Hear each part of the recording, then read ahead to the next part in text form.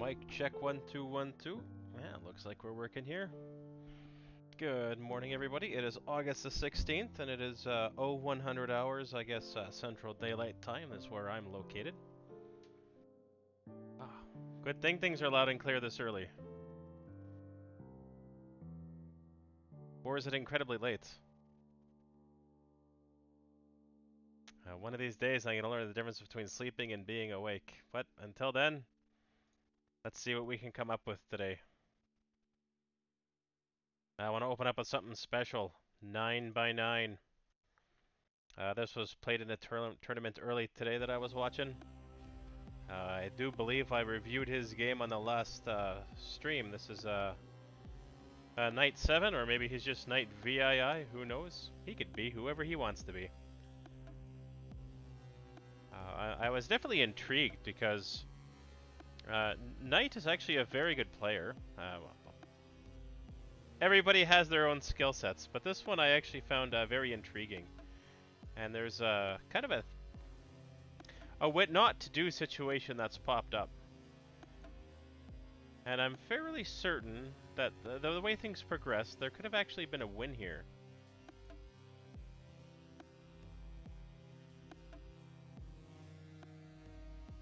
How it happened, a little less important. I know there's a lot of things that could have made it better.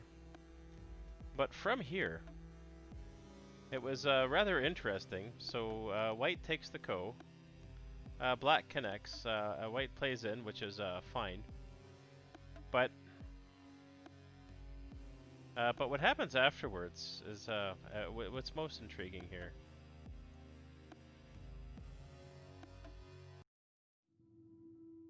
What do we have? See, so white played over here. One thing to start counting is liberty shortages, or you kind of have to know where your life is, and this would have been just very simple life for black.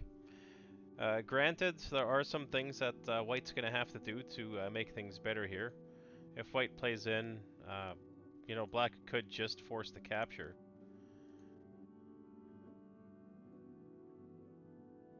But with life and death situations like this, it's kind of knowing where you should play. And not only is this recommended by the AI, because it's a good move, but this is kind of a... On a 9 by 9 you don't have as many co-threats. Like, you do run short of them. It's not saying that that you don't get, you know, 1-2, which is still not too bad, but it's what you would gain should white ignore compared to what white's going to gain over here. So sometimes it's just better to pull back just enough, let white have the capture, and be done with it. This is it. The game's over, and with this, I think black is actually ahead just by enough. Yeah, black would have won by 1.5 here. So the game was won. Black actually had succeeded in this game, but unfortunately, it's just due to that bad habit of wanting to save everything that really caused it. This cut here really made all the difference. And then from here, there was a possibility that, you know, white could have made, you know, something still happen successfully. Actually, yeah, this could have been okay-ish, couldn't it? White comes back, black plays in, and oh, maybe not. Maybe a little less acceptable.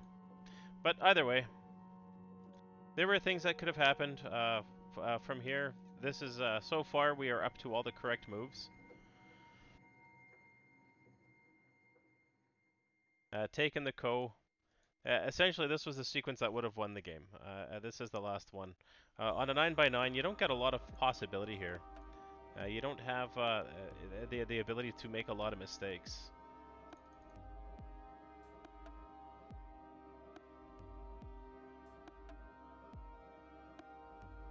Yeah, this becomes interesting. But I'm not going to analyze the beginning. I just wanted to analyze the end of this one. One of the things that you're going to notice in a lot of games is things go incredibly well, and then people start. You could actually see how far ahead somebody is, and then they tend to make a little bit of a mistake, and it's that mistake that actually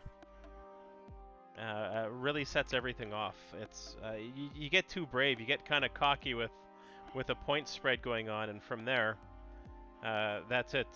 You're done for. You go from a 50-point lead to a 5-point loss just because of something that you wanted to try out, or it looked cool at the time, or you thought there was no way you could possibly lose. Well, news for ya, there's always ways you could possibly lose. Not that there's anything wrong with that. I enjoy losing on a regular basis. But there's a time and a place for everything. Alright, so that one aside, Jill, you had a game? Oh yes, you could always lose. You learn from losing, not from winning. Winning tells you did something right. Losing tells you all the things you did wrong and have to correct to get better.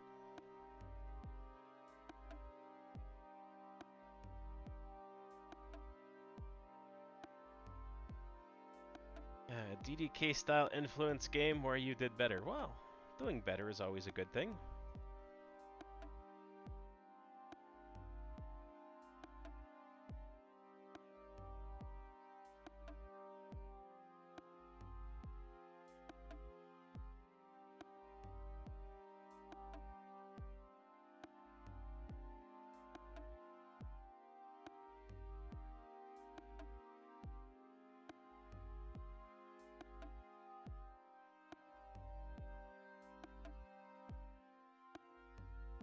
Alright, let's see what we can come up with on this one.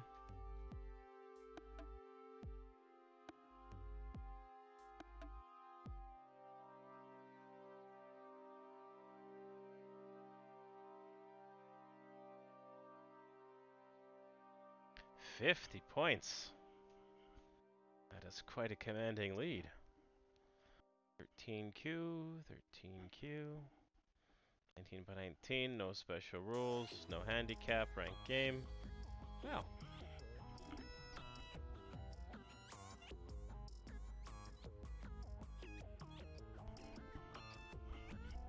There we go.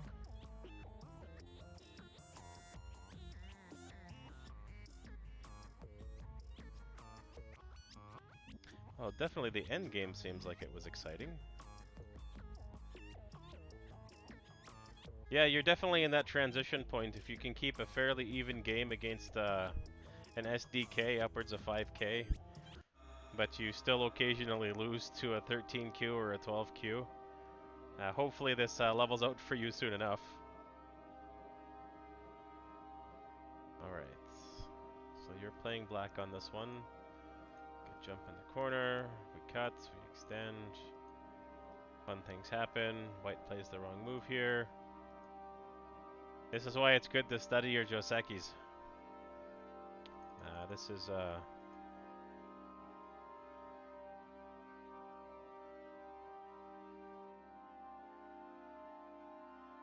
it's kind of a choose your own adventure here. It's what do you really want to have?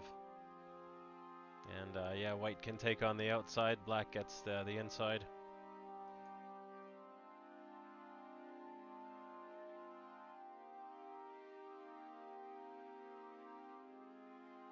White has to burn a stone, running on the third line, not too bad.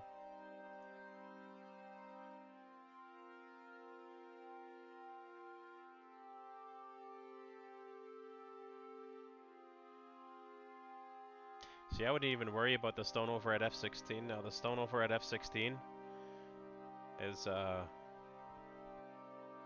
if it actually had the possibility of a cut, if the two stones still existed here, then this cut is something you'd have to worry about, and yeah, playing out would actually be definitely necessary, but you have the first eye, you're out up here, you could expand on the bottom. I would say the Aji in this stone has definitely been done for, so might be okay just to ignore that this might be a little bit much. You're pretty much killing a dead stone on this one. I would say just come out. You already had a good lead on this. Take a good lead, keep a good lead. What else? Yeah, just approach on either side, or you could even come back, do a Shamari, expand, cut. cut just because it's fun. You don't even need that cut, but it would be exciting. You can have fun with this kind of stuff.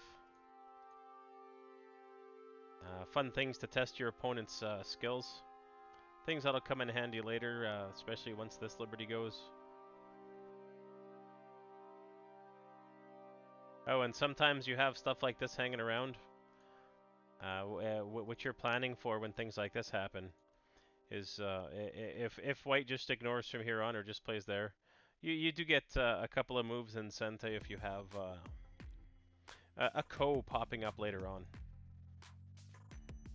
But I do like to see how they're going to respond to this. Sometimes they respond wrong. Maybe black will, maybe white will play underneath, and you could run this way and get a better wall. So white ignores. That's right. And this was a good side since this is already strong for white to develop back here. That's the correct move. We studied that earlier.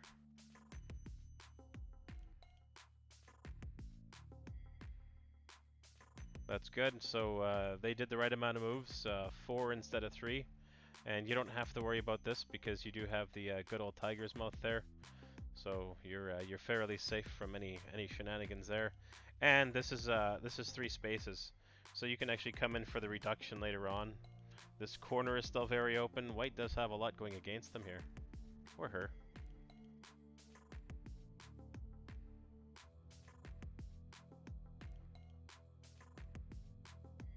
So this kind of fixes the invasion. There's really not much that you could successfully do here other than just run that way. It's not not enough. It would be best just to play elsewhere. This move here is kind of floaty.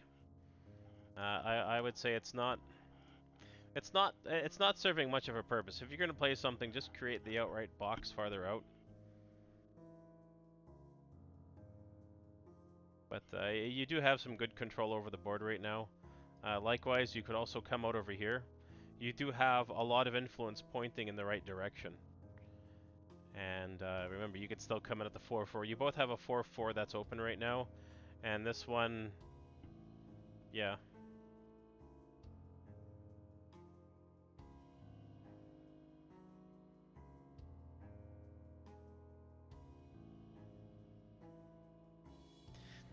Well, there are advantages, but I'd say worry about expanding first. Like when you have the chance, white's built up some influence here, so what you want to do is you want to instantiate yourself in such a way that you're going to be blocking as much of it as possible. So this prevents white from comfortably coming out. You can come back, influence this, influence that stone. It makes it just that much more difficult for something to happen out this way. White is going to get chased, and then you have the option of coming in and influencing this corner. So, yeah, if you're already alive, there's no need to really defend a living group. White can still come in. I don't even know if that would be a good move right now. Yeah, the corner would still be a possibility, but I would say don't worry about don't sweat the small stuff yet. It's too early in the game to sweat the small stuff. Maybe there'll be an opportunity to fix this later on. Hey, and he jumps in way too deep anyways.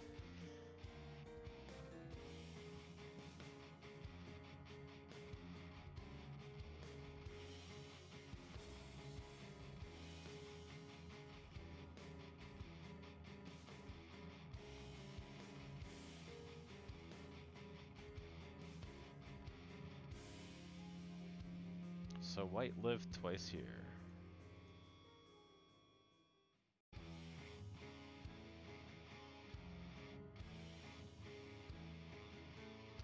Well, you do what you do best, and you gained all the influence. This is... It looks big. It's a good almost 40 points there for white.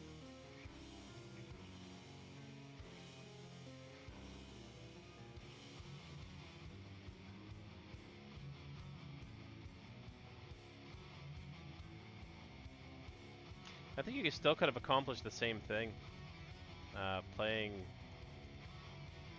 Playing on the inside, you still get influence, but it's going to be that much more difficult for white to live. It's not really possible with the current configuration.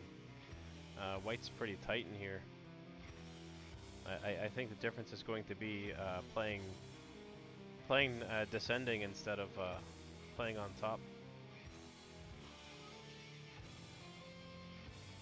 It doesn't matter what White plays here. There should be no way to comfortably make life. The closest that was available before this was maybe the 3-3. But yeah, when you have influence, this is actually very good for learning how to attack. As soon as you have influence, you have control, and this is why let them live if you don't have to? So this would be, I know I often say don't try and kill somebody if you don't have to. If you can both live comfortably, that's a good way to go. If you're going to be too aggressive, quite commonly people aggressive themselves to death, and that's just not that's not what you want to do at all. So don't aggressive yourself to death. I think this was a little too passive. It is giving White the option to play towards something, and then you have life on either side to come out. Frequently, I would say jump into the corner. Corner would be a little bit of a better safe haven, but also there's stones to worry about on both sides that can be worked towards. This still could have worked as well. Once this is already burnt, this is only a few extra points for White. I wouldn't be so concerned with that. And then now you could come back and kind of fix this a little bit. So coming in underneath, you're now shrinking the ice space that was there. So instead of being worth 40 points, you're still getting a lot of influence. But yeah, you're taking away everything White worked to develop on this side. But both not too bad. Judging by the end of the game, you did use the influence incredibly well. Yeah, I'd say come in one more for this one and just leave it at that. This stone, just like this one over here, it doesn't have a lot of Aji, but of course I could have said the same thing about this one and then look what happened.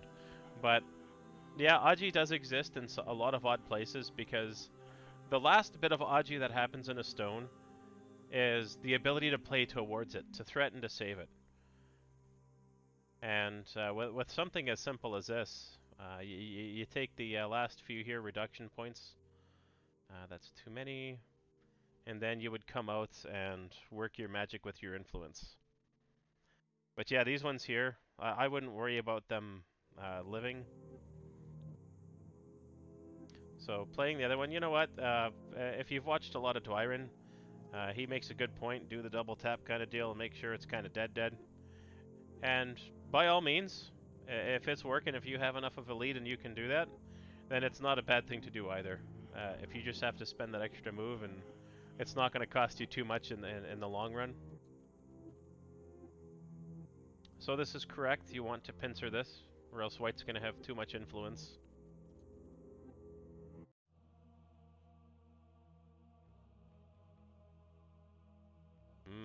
That's a lot to get from this. You could have kind of done it with another old school Joseki.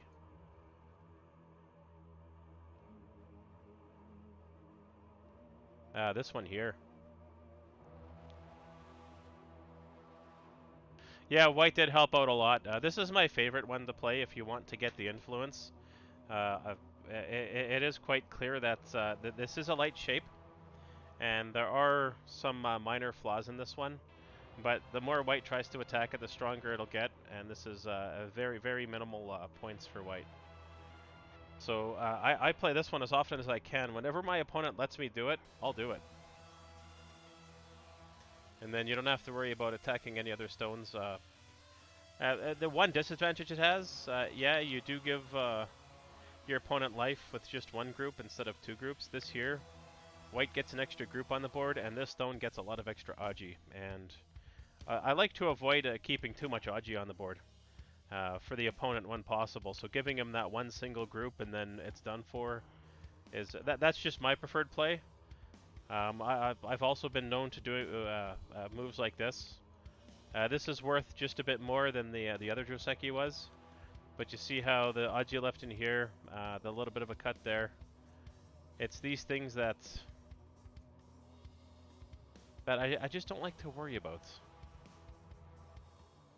Especially with you crazy kids and all your studying with AIs and, you know, knowing how a lot of this turns out long before me, because I still have to read and go the long way on this one.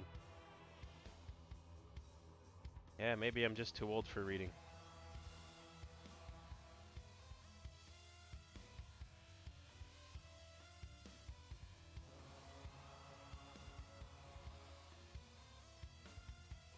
This is a very good time to take the 3-3.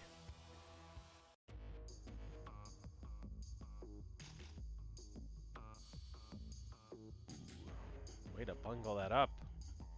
That was some good success. That's what I like to see. So you took the corner right when it was necessary. You got all the points necessary. So you see here, they don't play with a stone, they play towards a stone. So I gotta say, this is a very good sequence of moves for both of you. And there's your bad habit of playing too far inside your opponent's territory again.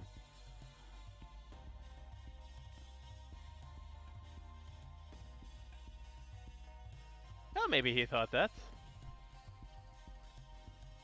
The Battle of the Walls.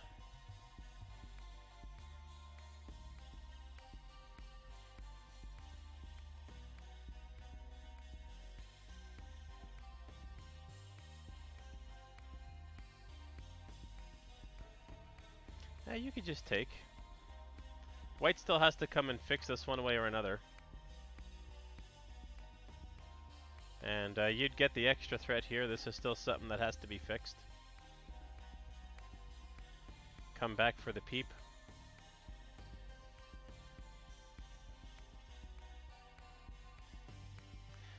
Well, yeah, but why worry about the Ko? Why worry about all that stuff in the future? This is about causing the heavier shape. Causing the heavier shape, giving something that needs to be attacked. Well, I would hope so. Like, these were some fairly pressing moves that happened in here. The only advantage White gets is the potential of if White plays here and then wins this Ko, that's the first eye. But it's a very long sequence to actually get that first eye. This here, yeah, it kind of does the same thing. But now you got to worry about the capture race, don't you?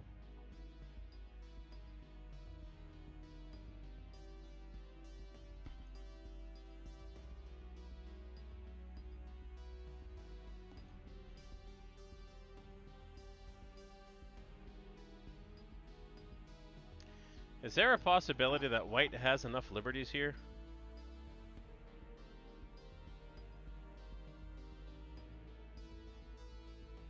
One, two, three, 4, 5, 6, 7, 8, 9, 10 against, and some of these are shared. 1, 2, 3, 4, 5.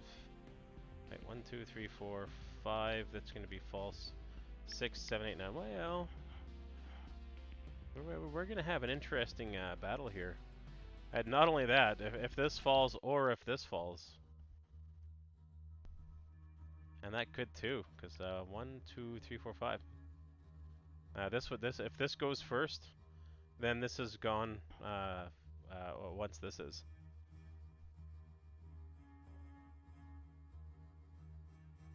So I think this would be a very good move, and it should have been played a few ago. But this works as well.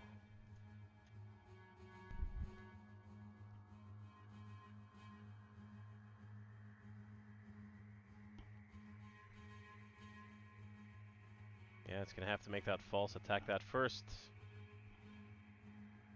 I think White missed a very good opportunity here. Definitely bungled that up. That was the wrong order. Definitely the wrong order. Yeah.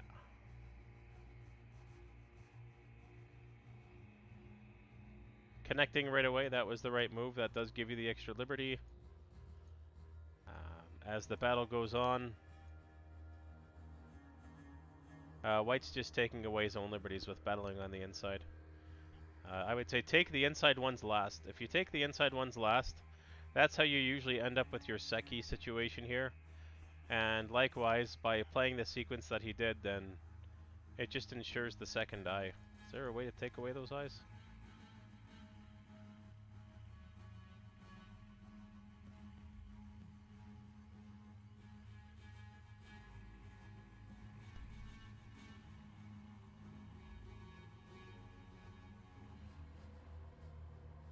Yeah, that's a tough one. That really got bungled up.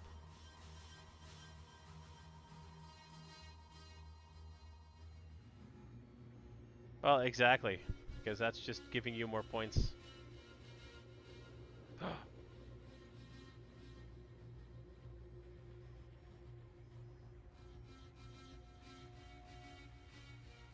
Does this not work?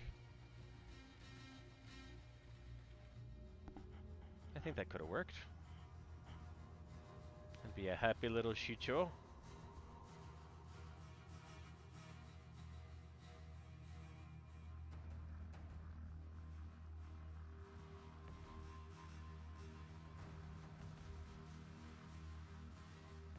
Ay, ay, ay.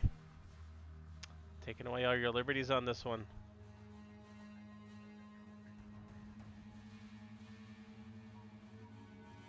Yeah, you'll need a lot more than that.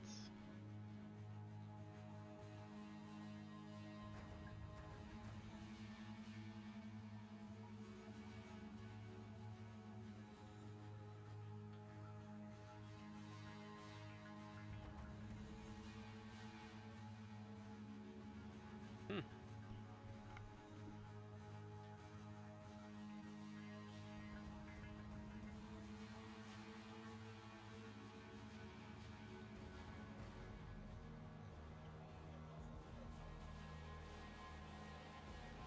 Well, if you did the ladder over here, then you would have saved yourself an awful lot of trouble later on.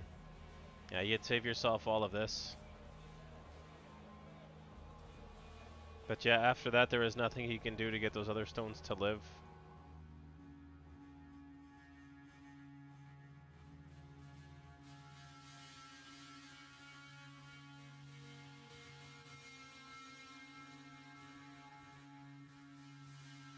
And by that time, we're too late. Big capture.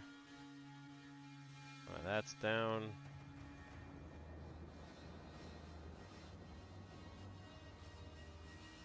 Yeah, that's a very big one. It's definitely an interesting battle. There's a few things that shouldn't have happened. You did have the options of just a little bit of better shape there, but I would say overall, I do like the way that it was played out. I do think that it was definitely a very good game on both your behalfs, anyways. White did have some very innovative moves in that one. Things that not only did they work out, but they could have worked out for the better for either of you. I would say the biggest issue that I had near the that pretty much brought you into endgame is this little bit of a chase here. But that actually worked to your favor. It's these chases that don't always work, but there was a liberty shortage going through.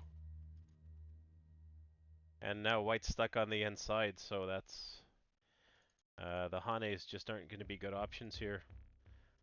Just threaten like this. This would have been your next best bet because you're connected to your safe group over here. There's still no eyes, and you could count these as Miyai if White's going to do whatever he was going to do before, but...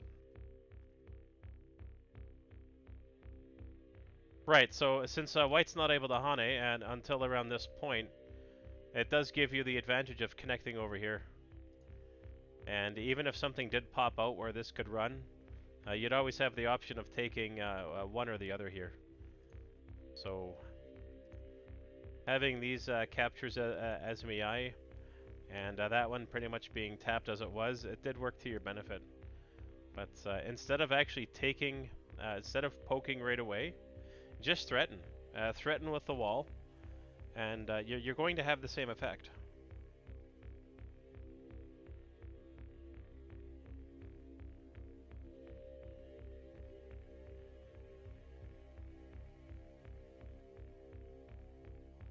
And then after that, it almost didn't matter. So this is a game that you had already won. If you had somehow lost 50 points in the end game, that would be actually quite phenomenal. But this is one of those games where all you gotta do is not mess up. Due to some bad shape earlier on, of course, yeah, you do get the monkey jump in here, so there's still a lot of reductions that'll happen.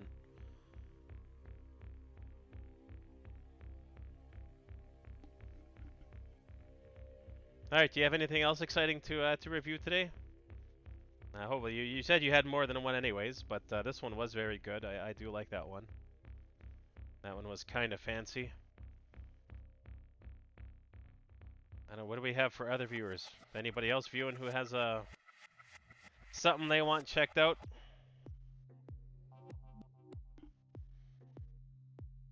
Either that or everybody who's joined now is a robot. Maybe it's just the two of us.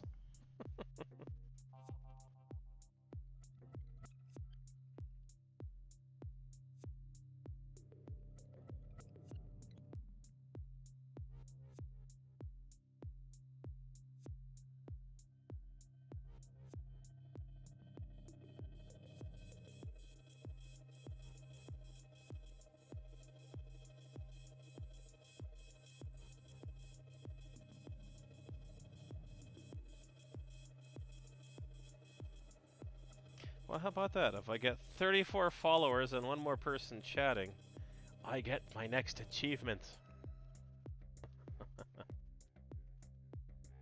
Good evening, station. How goes with you today?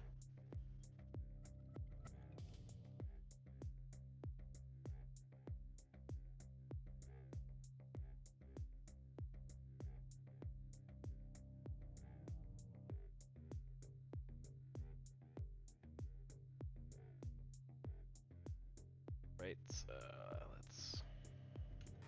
Oops. Let's get this up and see what kind of excitement we have. Wow, how about that? That first 9x9 was by the same guy. So yeah, Knight has definitely some interesting games going on. All right, so what are the rules on this one? The Grand War. What is so grand about this war? He seems to be attacking everybody these days. Violent little fellow, isn't he?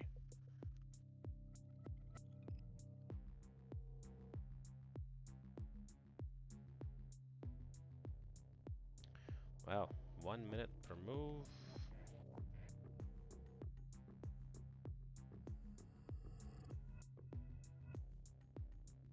White plus R. But the AI says domination was by black. Well then.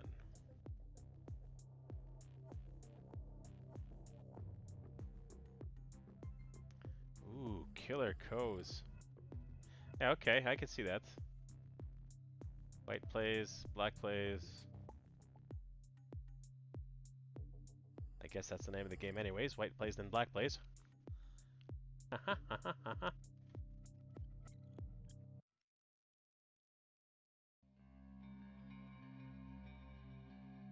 Fascinating. Okay, so let's go to the beginning.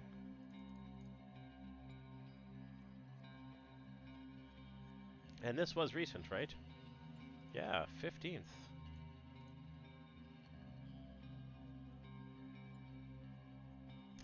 Yeah, that J1, I guess if he got that, then he still would have won the game. I was almost expecting to see like maybe a handicap or a reverse Comey on this one. But, whoever this brand new young feller is.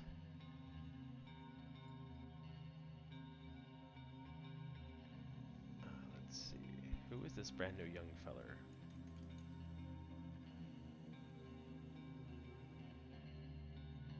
Yeah, started in July.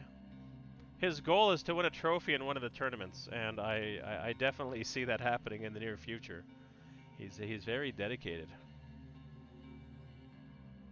And his win-loss streaks for someone who's just started very recently. And he's Canadian, that's probably why he's so violent, because you know how violent us Canadians are, that's for sure.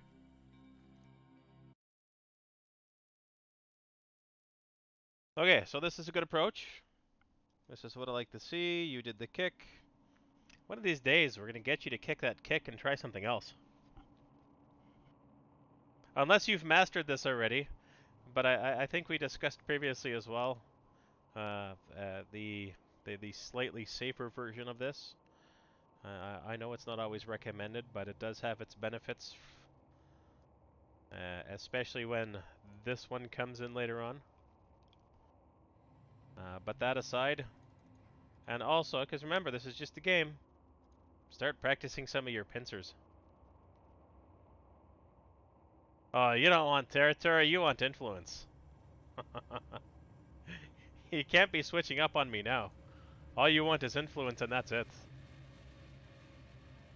I think this would be a good place to have it. The reason I like the pincer over here is because black starts to develop all this influence right off the hop.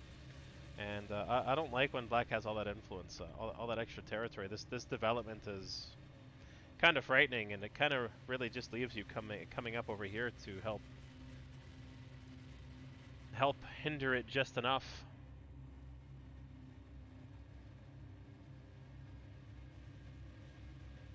Well, of course it can be invaded. What makes you think we know how to invade, though? If we knew how to invade, then we wouldn't have to be getting reviews and wondering how to invade. Okay, this is good. I like coming down on the third line. The fourth line does have too many issues with it. Biggest issue with the fourth line is you can come in on the third line. When you play on the third line and someone comes in on the fourth line, it's, well, pointless. It still has a purpose, but yeah, I like the third line over the fourth line when possible. Okay, we pincer here. You invade. Fancy. You do what you do best. So 1, 2, 3 corners. Black has a little bit of influence, an invadable corner. You have that could work against you. I don't see enough players do this. How come this isn't as popular as it used to be?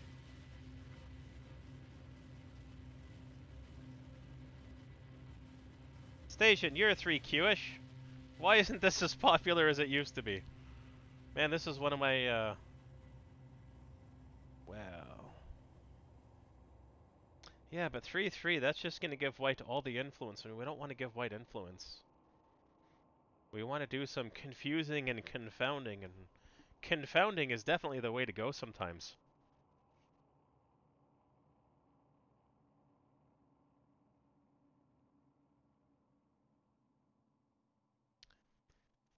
So yeah, I think the exchange here, instead of jumping right into the 3-3,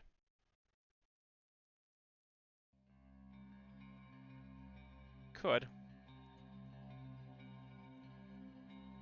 But then there's the issues that pop up with this as well. Just that little bit extra. I mean, all you gotta do is get away with enough. Just jump in, establish yourself. But anyways. So black plays on the other side. This is a fair go. That is proper. That is very good. Huh?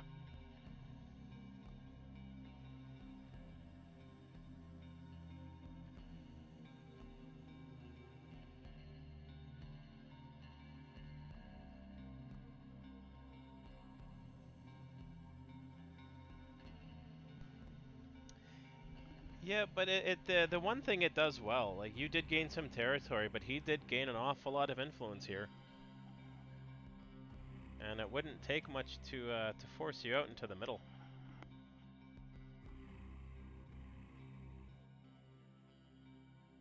That definitely could have been used for some good attacking and development. And white still has a little bit of an issue, a little bit of an issue.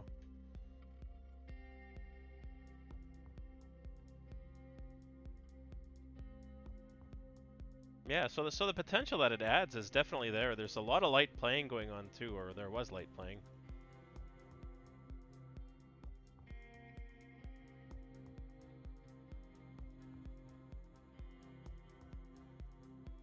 So this is going to be too high. When you have third line approaches, you're really forced to carry on with the third line. We've covered that a few times. When if you come in too high, then it's just that much easier for your opponent to squeeze out that extra ice space, the thing that you don't want to happen if you're going to do a proper attack. So yeah, this might be just a little bit too high up. Maybe in the wrong order. Because you don't want to give up that corner too early. If you're giving your opponent life, you're doing something wrong. So I'd say... And even if they wanted to, still do the kick. It's just with the kick, this is a bit more developed now.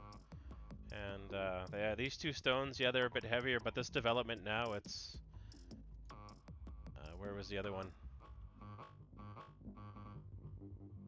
Yeah, although this is a little bit lighter, it's gonna have a few more issues. This might be... Again, the issue with contact play. Contact play does create its own set of issues. Sometimes it's better to just pull back enough. Well, it is Sente.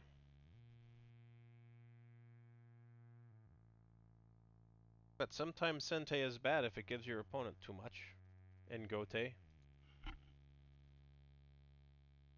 But either way, I think they both work out.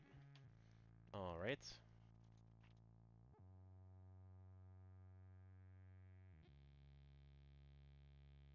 So we're dividing here. That was actually very good. White has two groups to worry about, so this is successful. This is really what black wants to do.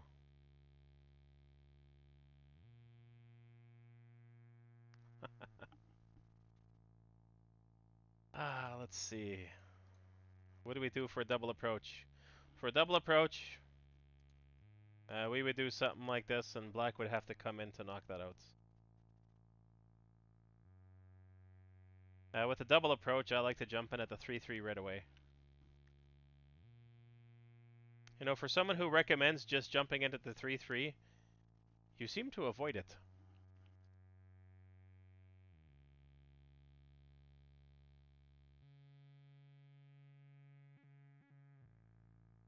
So that still would have worked on both sides. This one here, I wouldn't worry too much about this yet. Play towards this stone. Well, I think it could have been necessary here. Like when you do the double, when you fight with both, the next option is going to be something like this. But then that's too much of a wall. It's a terrible result for whites. I think this is a bad situation to do a pincer. That way, anyways.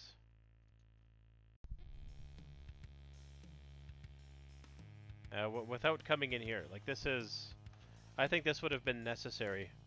It would be okay to knock this out. That would be fine, because you would still be pointing in the right direction here, and you still have a lot of expanding to do.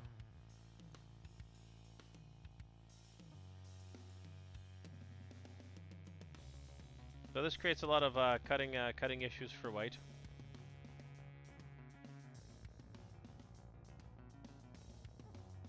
Okay, I can give up as easily as I want to. But we're here for the fight.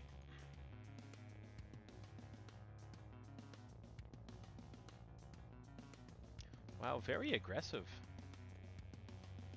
You would think if there was one lesson and the lesson was cut everywhere, just cut everywhere. Like really, that would be... Yeah, kind of. But I think this cut would have worked better because now White's really in trouble here. Not that White wasn't in trouble before, but White's in more trouble now.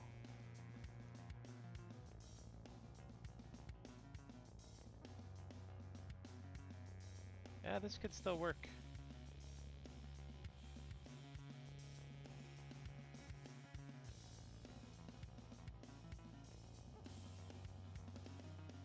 Yeah, White can get the eye space.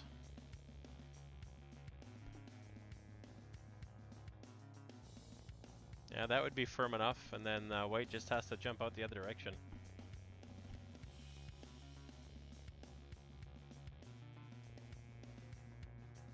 I think the one more cut would have been the most beneficial there.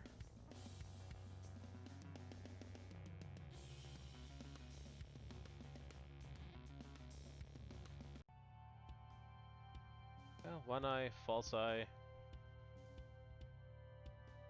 Difficult to attack.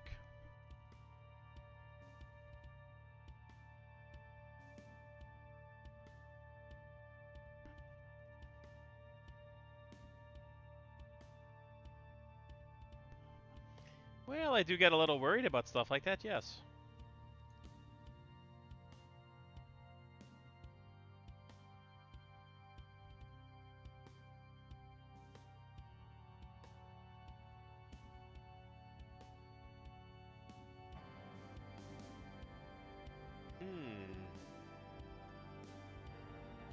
Black has a lot of wrong directions here. So white ignores, that's fine.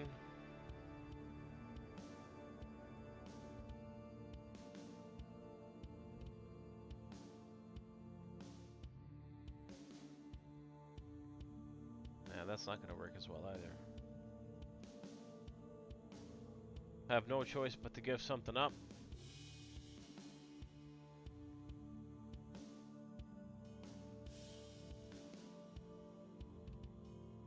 I'd say just come in this way.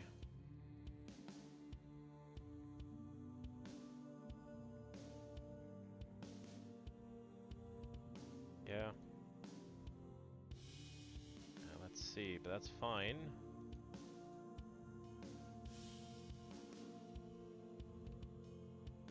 So that's the thing, attacking one stone for the sake of attacking one stone. This would be a much different game if Black was able to expand in here. I would say this here, 010 was definitely a thank you move. White's already connected. I don't know if Knight's ever going to review this, but if he does, this is all connected here. So attacking one stone like this is completely pointless. Once a group is alive, you have to go back and defend your weak groups. So this would have been a much better development, and there's not going to really be a lot that can be done. White comes in on one side, Black's just going to keep pressing either direction. So that's pretty big.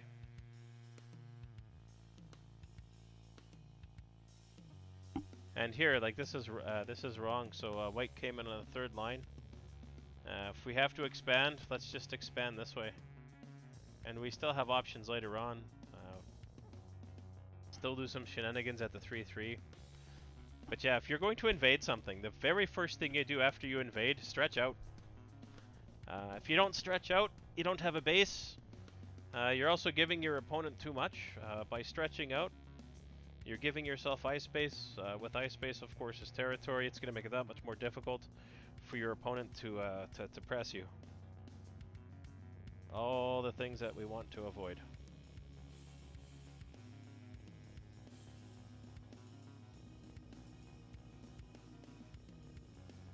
Alright, so Black bungled that up a little bit. Gives White quite a bit.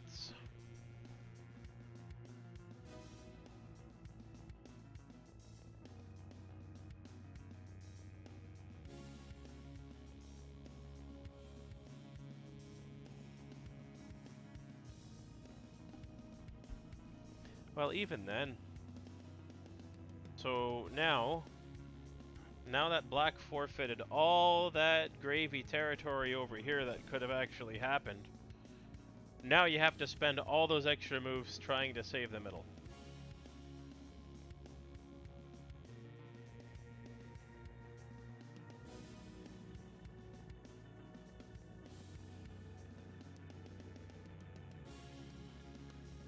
This would be one of those just keep running.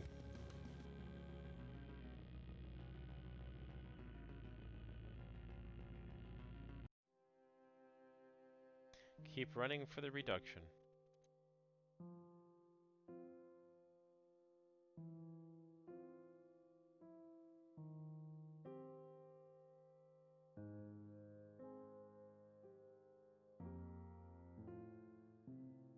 Yeah, that's a little bit on the small side. But White does have that issue. Because this is just a false eye, and there's really only one eye in here for the time being. If black's kind and gives you all that extra eye space, that'd be fine. Maybe this would be one of those situations where black needs to...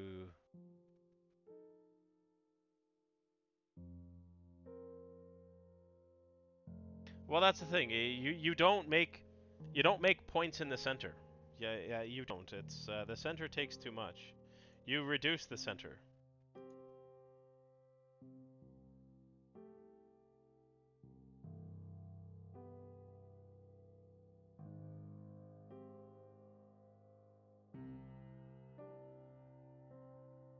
You'd reduce like this because that can't be played, so that'll have to be played. That'll make it very difficult for black to do anything here. Pull back a little bit.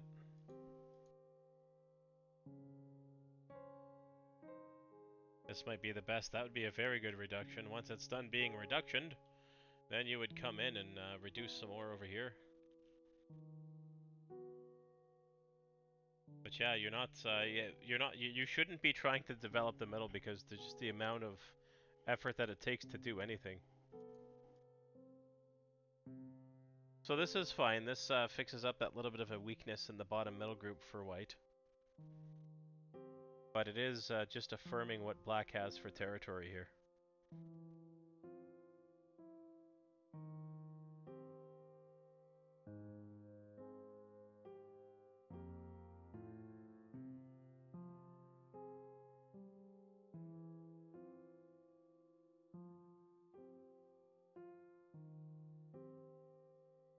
Well, that's a good possibility.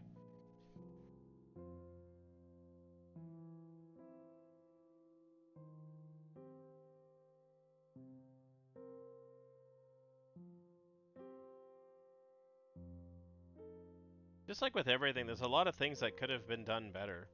You can't say those two were the game-losing move. Maybe it was better to jump into 3-3 and that would have been game-winning or game-losing. You know, some people trace it back and they could have said maybe move 5 was. Maybe you should have, you know, done the pincer all the way back at the beginning and that was the game-winning and or game-losing move. Who knows?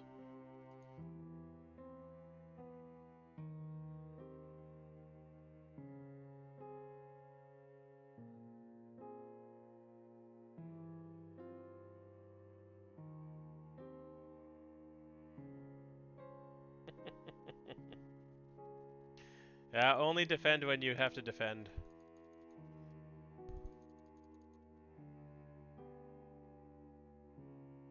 So the thing is, like as with both of your shape, because the way that the shape was developed, like this end game is pretty dirty as well. Like a lot of things that have to be fixed up. Like this is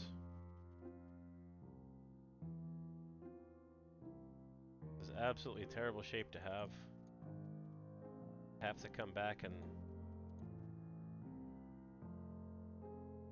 yeah, you could have fixed up on this one still.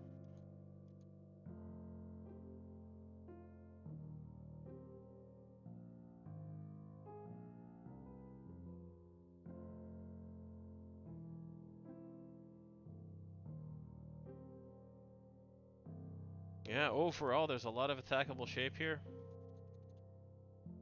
A lot of things worked against you through and through.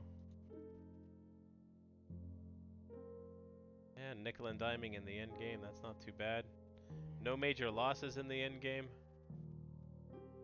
So yeah, and then this would be it. So I guess this is one of those, not something you should count on.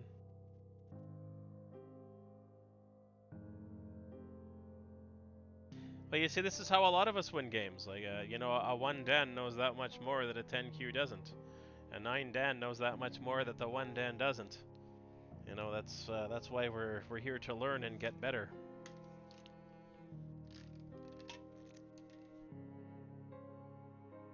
A fair win, but this is one of those things that should not have been a win. But overall, it's Definitely interesting. Like it's Knights did not necessarily play like that I like not what I would expect a 16Q to play like. Not saying he had much for advanced moves, but overall there wasn't other than just some odds and ends. Black could have played more efficiently.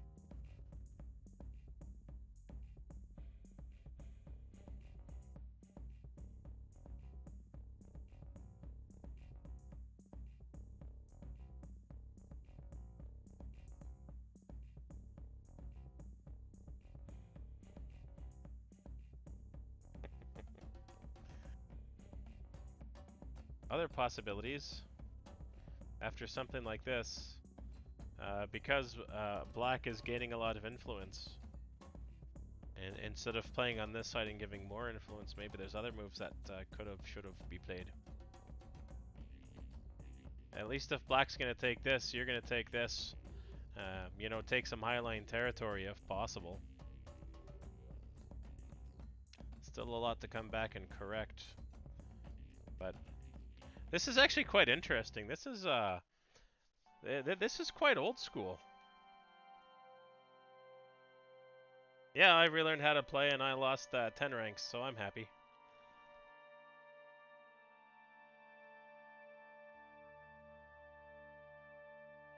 So back in the good old days,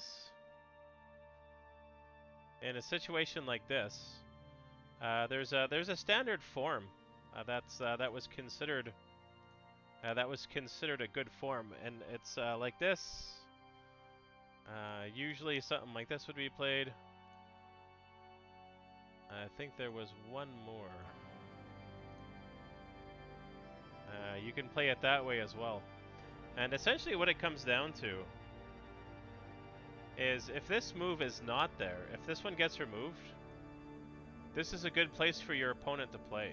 If any one of these actually gets taken out for whatever reason, and it actually does seem to work in quite a few games, that it's a very good shape to have, and if you take any one of these points, it does seem to work for some odd reason. They just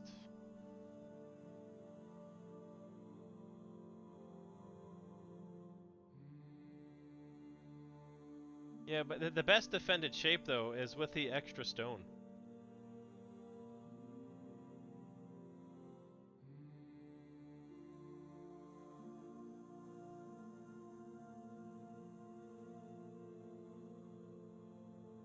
Now that's not something I thought I would see for a very long time. And it does have that purpose because now, oops, how did I get the right one here?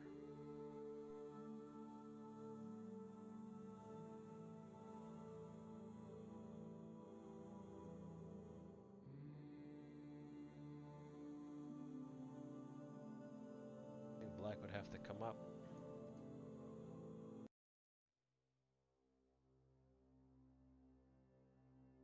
Yeah, we have a lot of extra Aji from this. Good wall, good defense. This is very invadable and this is very tight.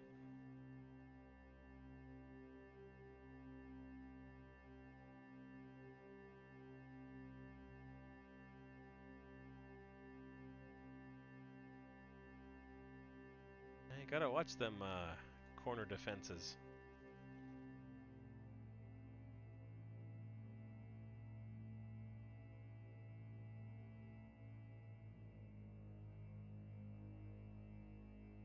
Alright. Do you have any more? You always have a lot of good games to go.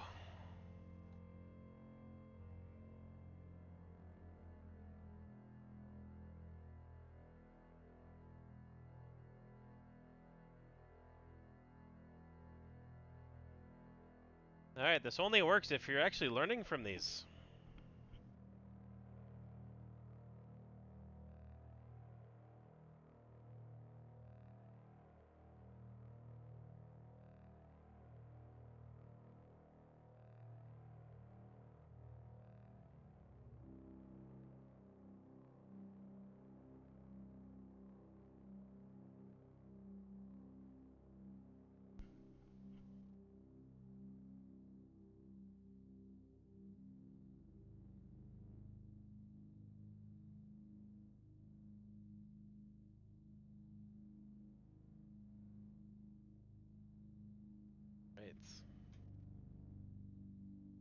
Oh, 200 already?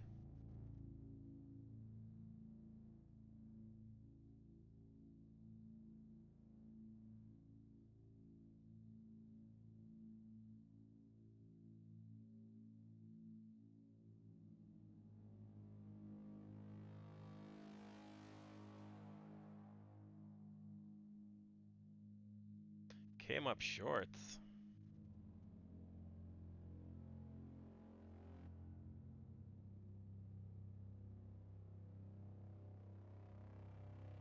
Oh, came up short by Comey.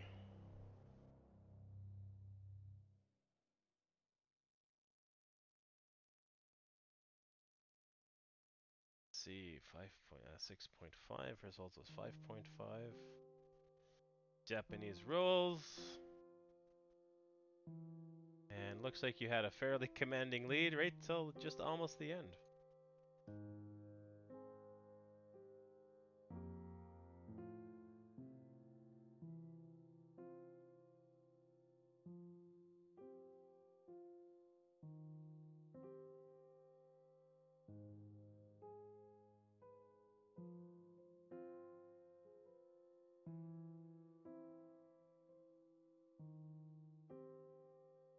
This is fair. So far we're pretty even.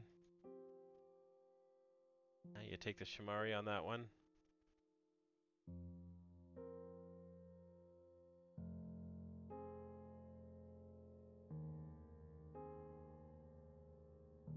See, this is where I like the pincer from the other side now.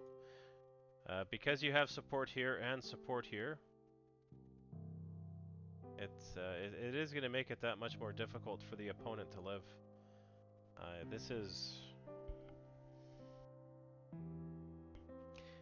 This would be a little bit more preferred because now you actually get to chase. You get to wreak havoc on the board, and chances are it's going to end up in Sente for you. You'd be able to come back and approach this corner. And likewise, they might have a better chance of doing a pincer as well for some good effect.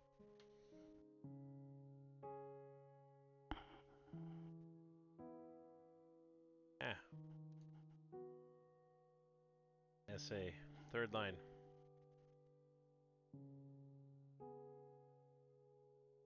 They can't really come out.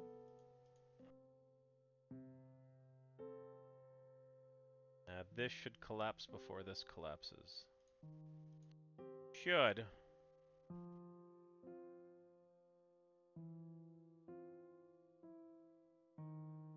Or could we just outright play this?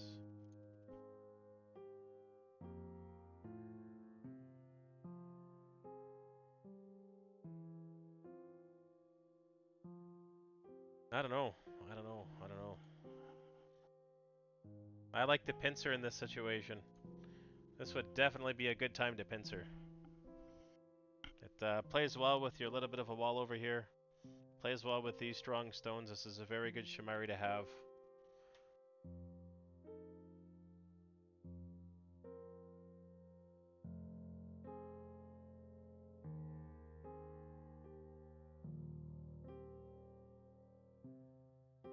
Well, it turns into one, but it's different now.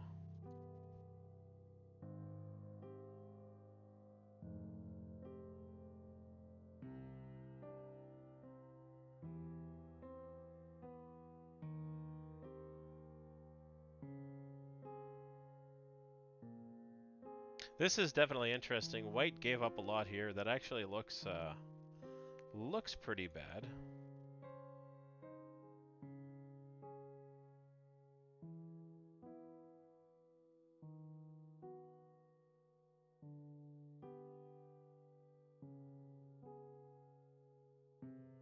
Is it possible to keep these separate? Or would White would have to ignore?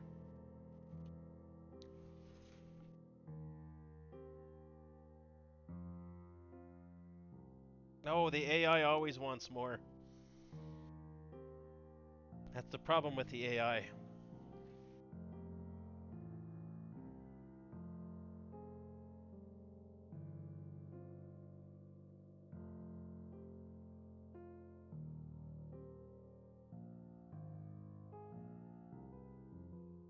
Yeah, this would be the mistake.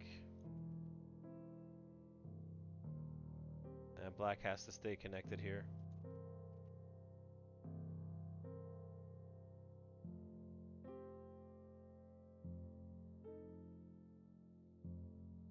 And then just this will be necessary.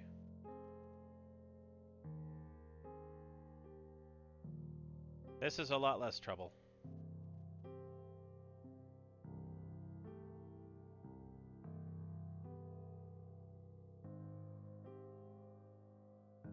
Well, if we're gonna go this far already.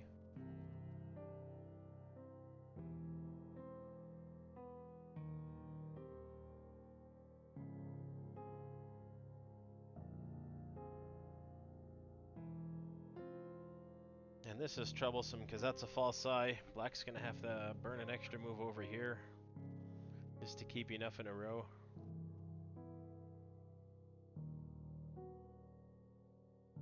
Yeah, that's the advantage of keeping up studying with the different types of Josekis, because it's this is one of those ones that I have to stop and read through a few times as well. That wasn't played a lot back before. Back in the before 4 times.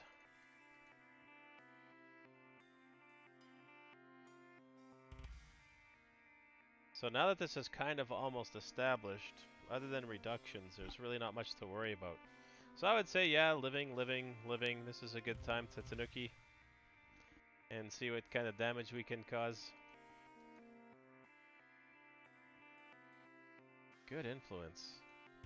But as good influence happens, these get weaker and weaker. Might even be good to sacrifice a couple. That's just 2 stones. Spend the extra move to get them. That's fine.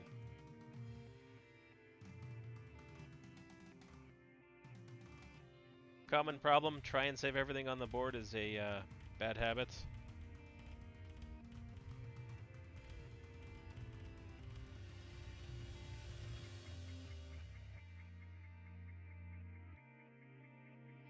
Ignore J16.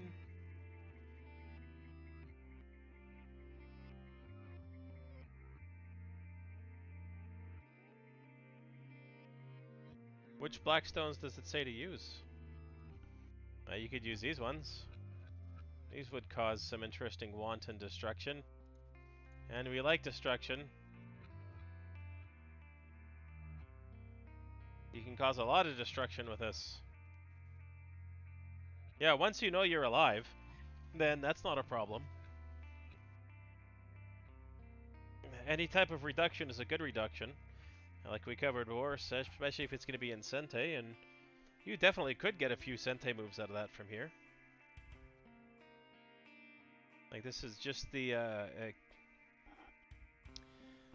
continued problems with the failed reading of this Joseki.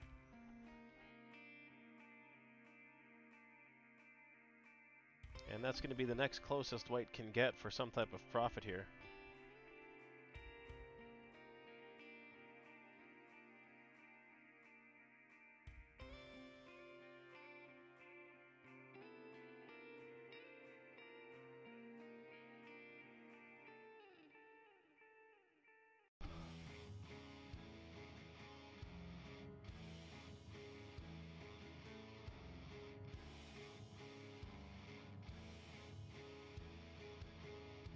Yeah, that must have popped up for quite a few moves in a row then. Because it's you do get some good development, and this still remains a good possibility.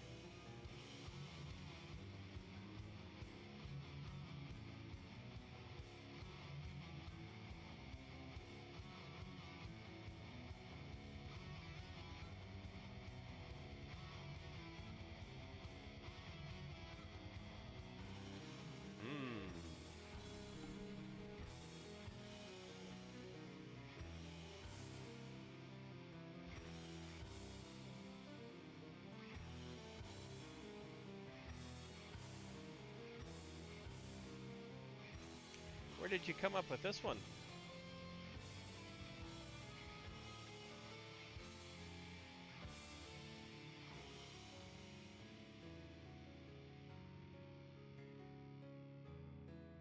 Well, it could be common, but that's actually not something that I haven't played it, and I don't know, maybe I just haven't seen it or committed it to memory as something that's viable.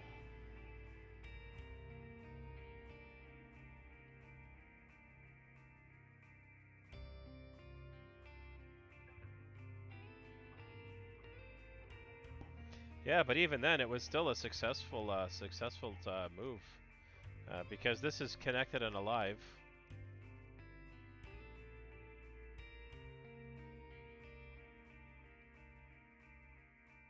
Maybe that could have been ignored.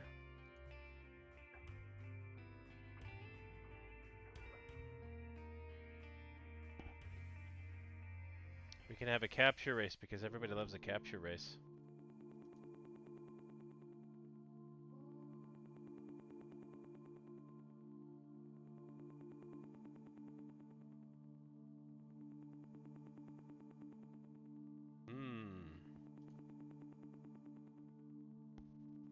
Does create an interesting sequence of events. Does remain attackable, maybe from here.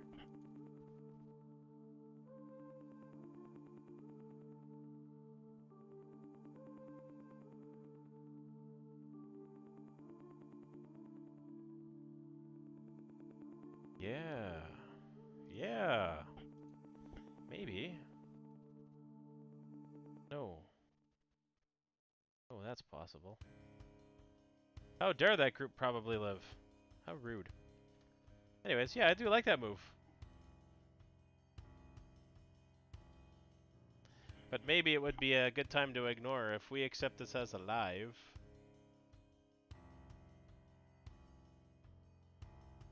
The more we attack it, the more problems we have. Maybe create a co. Create a co for death. Well, you haven't used it against me yet, have you?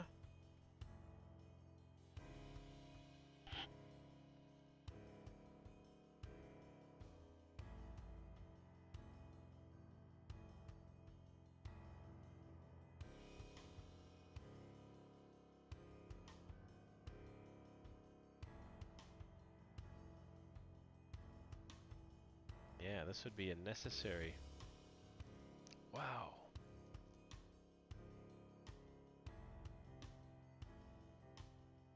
Oh, well, that's my own fault. That's what I get for not peeping in the right holes. Alright. So this would be an absolutely splendid co. That would have been absolutely amazing. If you got this co and it worked, that would be phenomenal. That'd be a good old game deciding co. That's okay. Opponent runs, you run, you block. A little bit of bad shapes created. A little bit of bad shape is fixed. More peeping.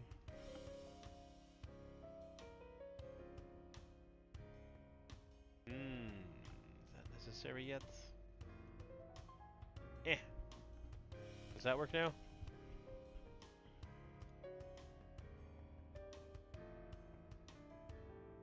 I think that still works.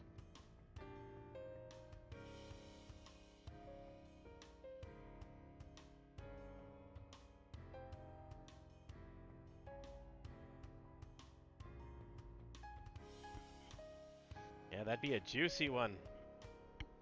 And now with the way that it's developed, all those extra points because of all those stones that were thrown in.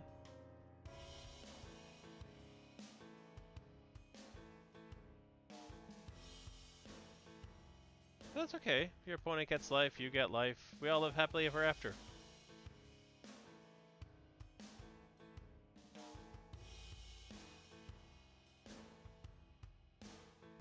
Okay, why not this one?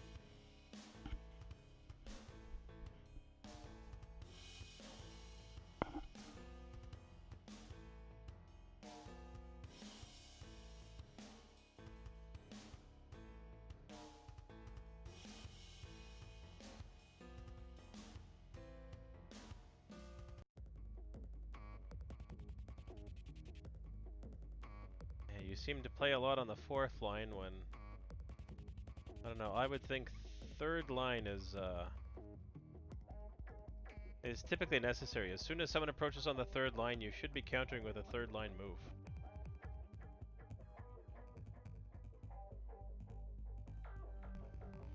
And this has actually popped up in a couple of your games recently, where you keep coming in up on the fourth line side of things.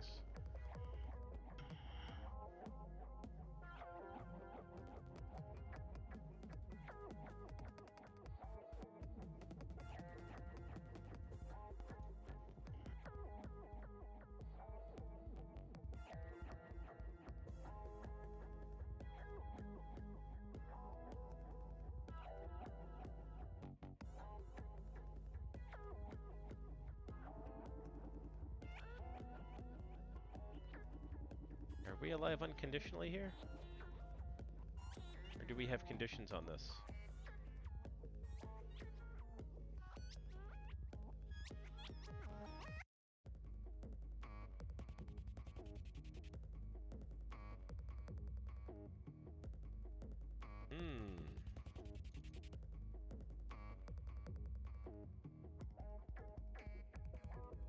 Okay, so you do eventually do something with that as well, so that's not too bad.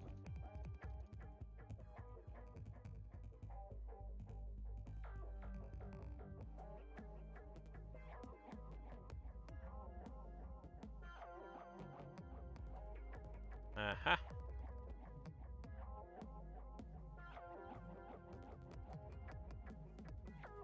So is this one of those persistent things that just keeps on working?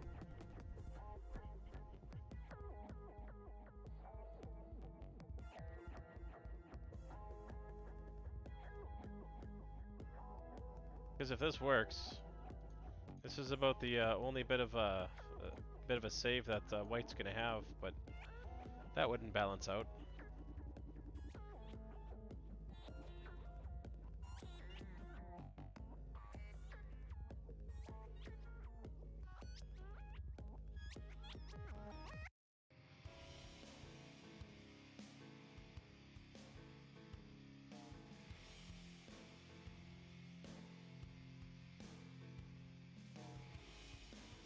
Yeah, that should die. Should. Good.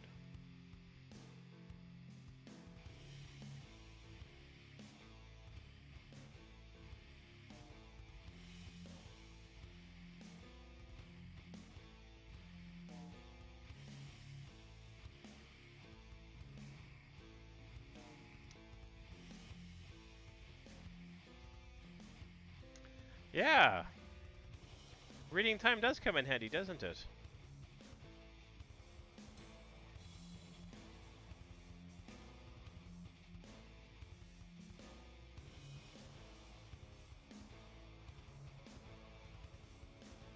Man, that is a crazy corner.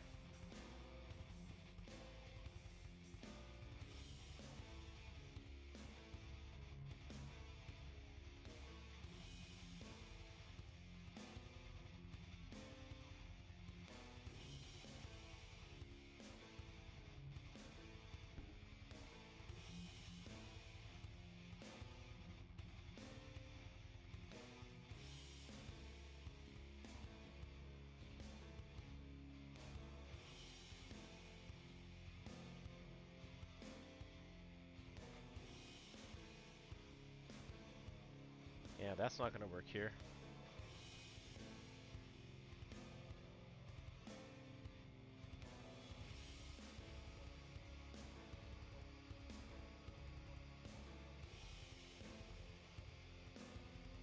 No, that's not going to work. We've got to play this one.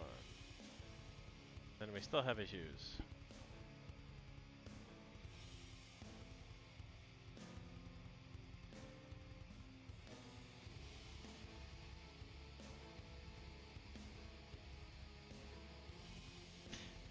Unless I'm misreading this portion, because that's not possible. That can happen, but then you're still connected all the way that side.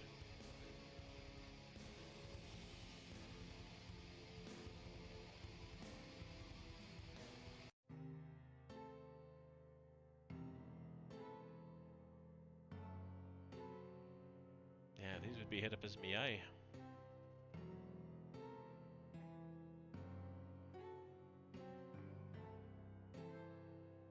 I think you had a lot of chances to kill this group on the side.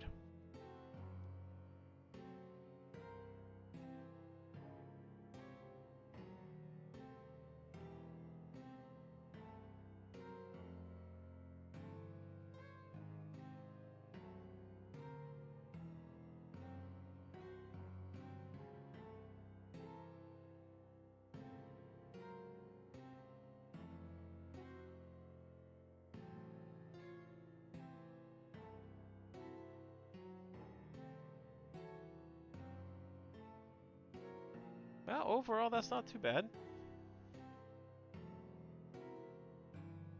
So, I'd say the only takeaway from this one, for the most part, yeah, the AI said you could have done something here early, but what you did with this later on in the game is still very detrimental for white. It is an absolutely amazing reduction that happened.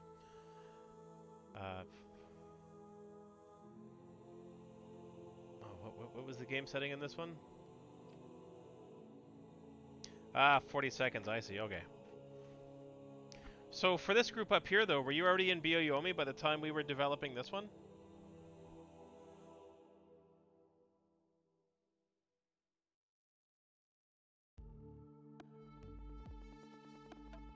Because you probably would have been in Byo-Yomi by the time that, okay, but this one here then, because that was closer to where the end of the game would be. So this one, you actually had quite a few chances to potentially kill this one. I think this this here, I guess that would have been, either one of these are game deciding, that's for sure. So that would be the difference between playing it out to the end and having that 5.5 difference. And as soon as this gets captured, that would be a good time for your opponent to resign. That would be way too much to come back from, and this one, instead of being -5, you'd probably be +15.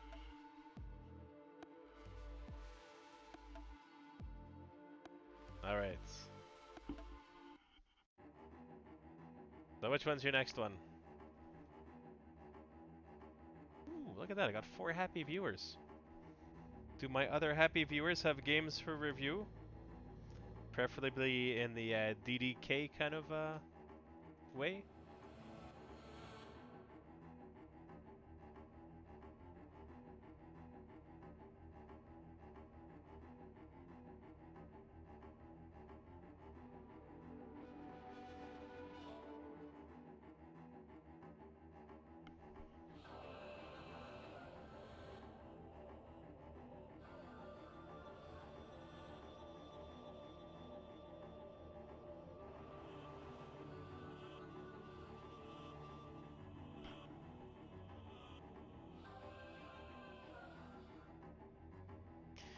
I only enjoyed for the first week, and now I've been suffering through it for another 20 years.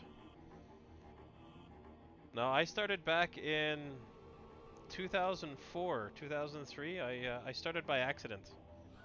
I watched Hikaru no Go just as it was coming out over Christmas, whatever year that was. And then some guy at work said, "Hey, you know what? I know what the hell you're talking about."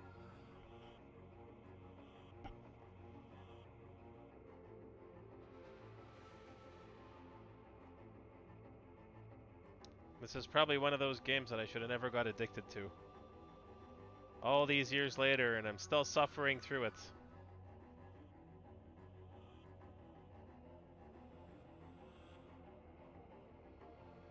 Yeah, usual. Actually, quite interestingly enough, like through my local university, we actually had a professor there that before Hikaru no Go, he actually this was one of the things that he would teach. It was he was professor of mathematics.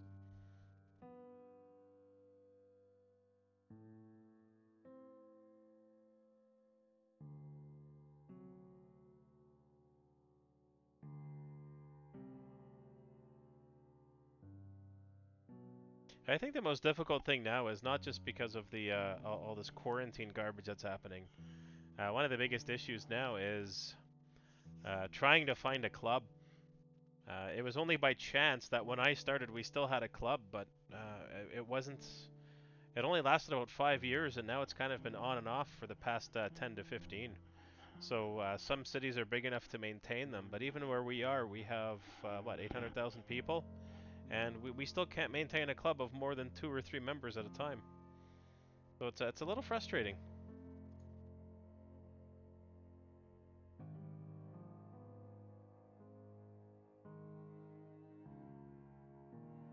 Day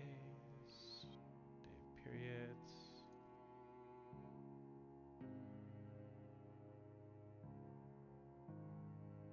Oh, yeah.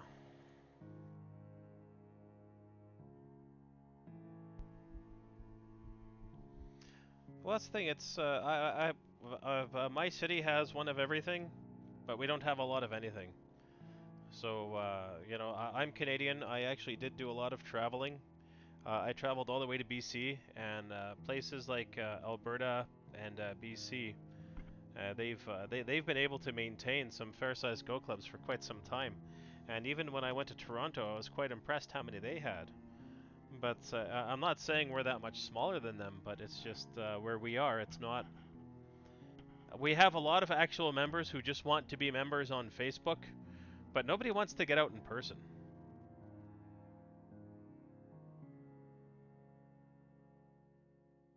Well, if quarantine wasn't happening, would Toronto still have quite a few?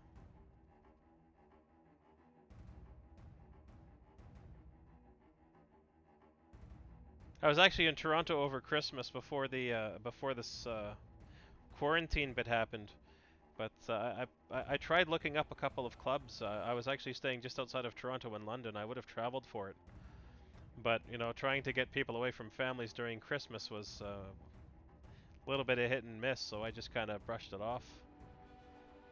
And I was actually hoping to head out to Quebec this year for that fancy Go one that happens.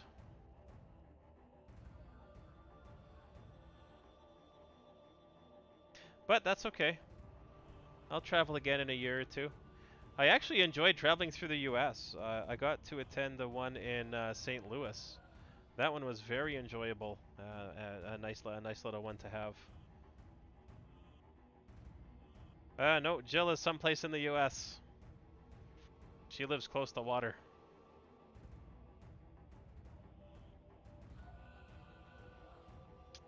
California? Ah. You're gonna be one of them Hollywood types one day, aren't you?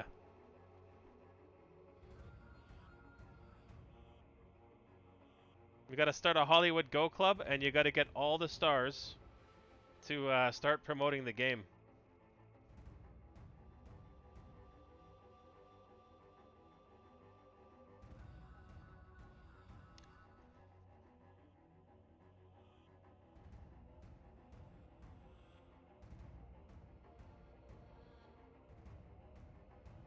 LA, that sounds dangerous.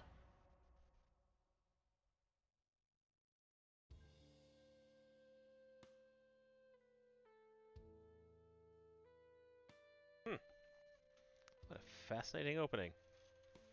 Second time I've seen this opening.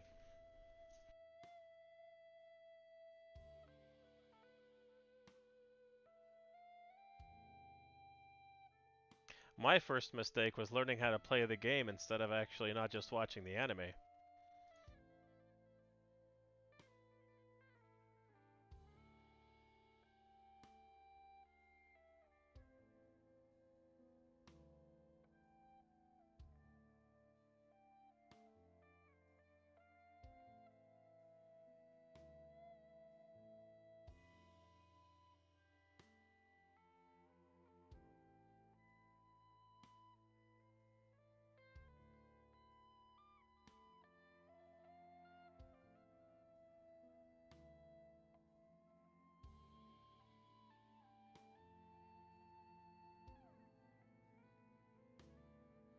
Cut when you can cut.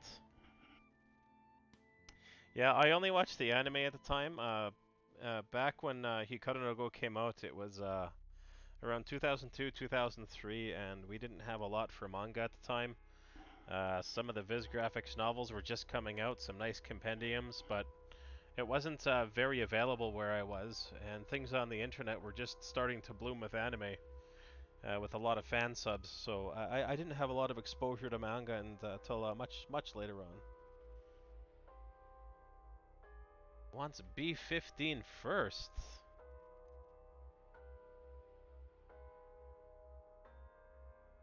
Yeah, it's a happy little move. Still could have evolved the same way with it.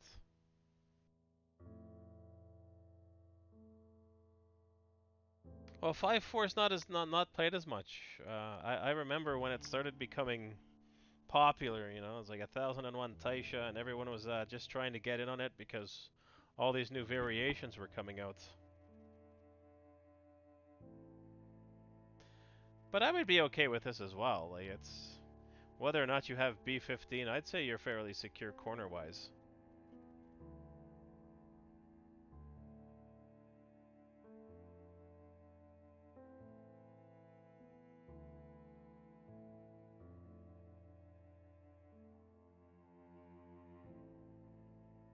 So this is a fair exchange twice.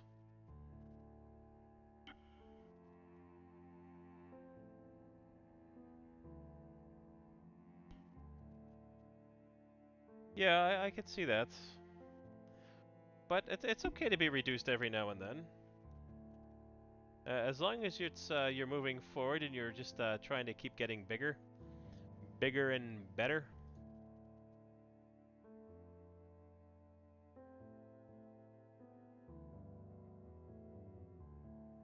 Well, it's okay to be reduced as long as you're not killed. It's the dying we gotta worry about.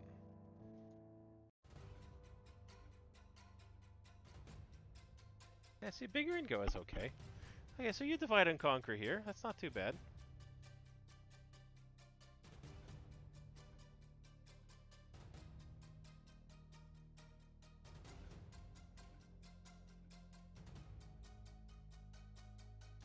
Yeah, that would be a bit much. You could still pincer here. Being up high up like this, you could exploit. Yeah, but then you're gonna run risk of some shenanigans in there. Come up on this side.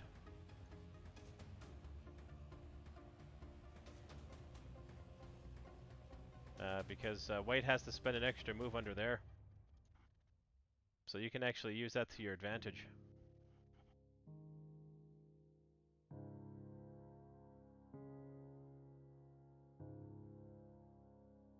Q14, huh? Yeah, okay.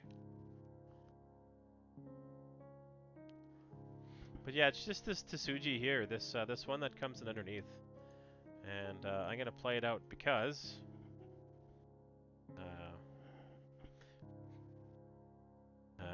because we're gonna have a lot of DDQs reviewing this, just to show them. So say white ignores this move at 7, plays elsewhere. Doesn't matter where elsewhere is. This disconnect won't be possible. So black gets happily connected here. So that is this is going to be absolutely necessary for white to respond to. There is an inherent weakness in this specific shape because of that, and that's why in a situation like this, it's sometimes better for white to have stronger connections, because now white doesn't have to worry about that, and white can actually be on the offensive directly.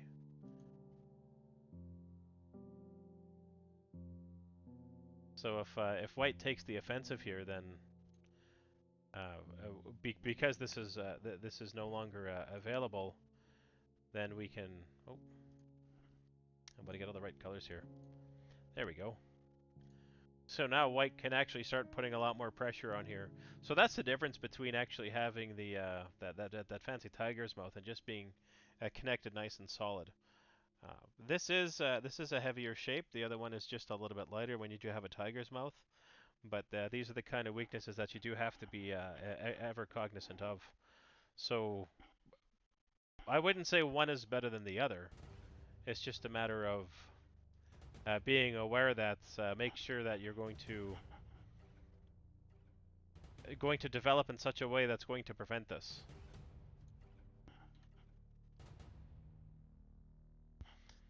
So you ignore this, give it up, but that's okay because you divide and conquer. 3-3 happens.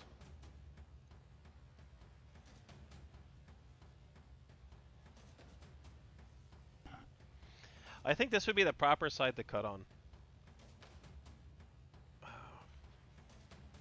This works out better. What I see most consistently in a lot of the AI type games and a lot of the Dan games is if your opponent's getting smashed into the corner and you have influence nearby, then you have a lot more potential to expand on the outside as well. So this is going to help help destroy their influence and give you influence, this is going to be a good exchange. Because if you're going to lose something over here anyways, you may as well kind of force them using your strength, and then reduce what they could develop, because you don't want to give them too much. And I know there are. This does have something to be said for it as well, because black is now developing this much more, albeit it could be a little less successfully. But specifically, I do like how it develops with black having the reduction built in as opposed to what we would have otherwise.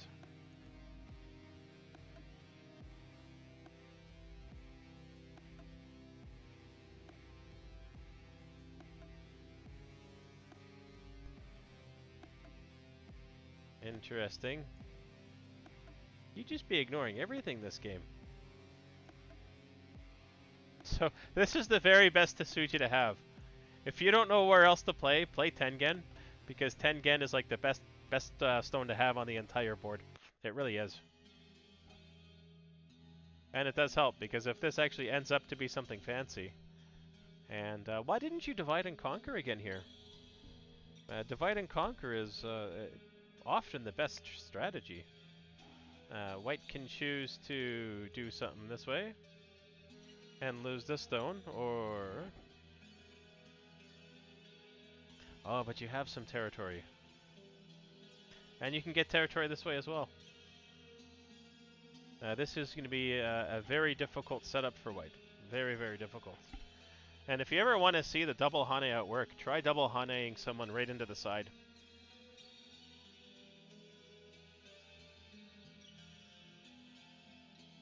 Yes, you can push towards your strength, but remember, if you're surrounding some side territory here, this side is your strength. This is black strength right here. It's not just because you have stones. This is black strength, this is black strength, this is white strength. So, I understand your point of view on it, but this would be one of those... I would call it as an AI likes to see things. It's the cut when you can cut, separate when you can separate. Just keep the keep your opponent kind of weak and nimble when possible. And then I guess both of these kind of have a similar setup, just because of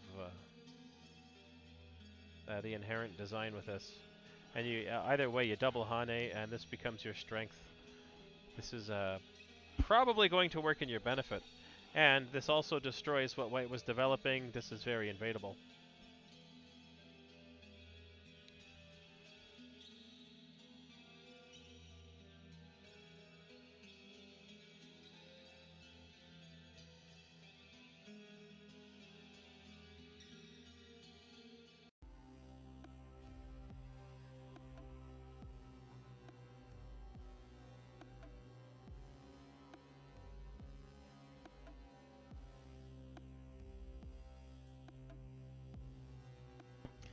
Very good life.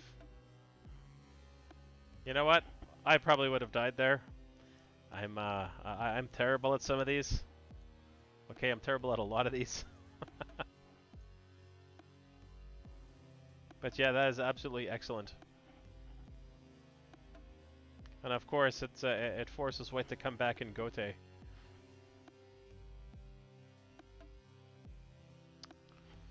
Oh, I don't fear the Ko, unless I don't have any threats on the board. When there's no threats on the board, that is the best time to start fearing a Ko.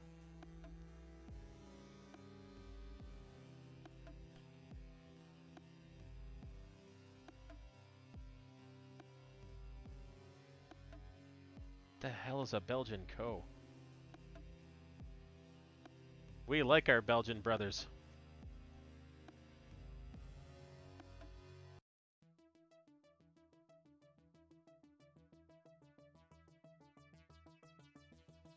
Oh, I see. Oh, I see. Alright, so... this is good. Expand your territory. But, at the same time, we do have some issues with it.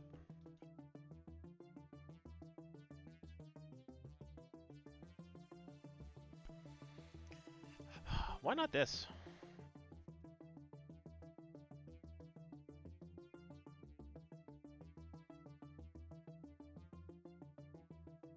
Just give it a little bit of a squeeze here. Just neutralize that little bit more that white has. Doesn't matter what white plays here. You also get some good, you get some good Sente moves here. Well, yeah, that's true. Well, maybe not necessarily.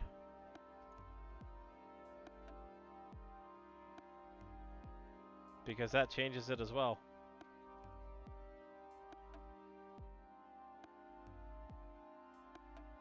It's what to accept here.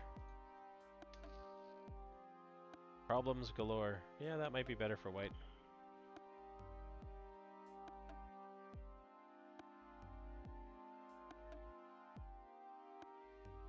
Now, would the same kind of destruction here have happened if you just cut through? Or would you get more out of this?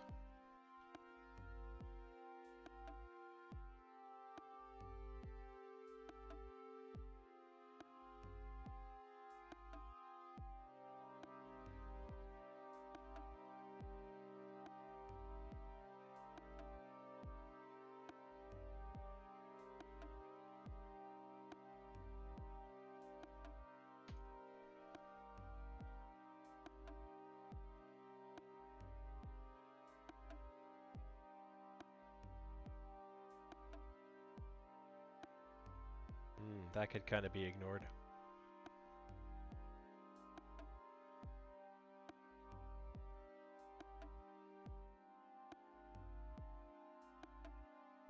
That's okay. I can't always get Sente or Sword of Sente. But this is still some pretty good developments. Using this stone to develop a lot in here. That works out.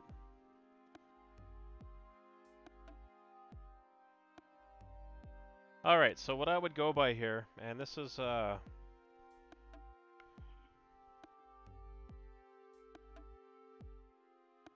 with the divide and conquer, what I don't like to see, and well, okay, I do like to see it, but I don't.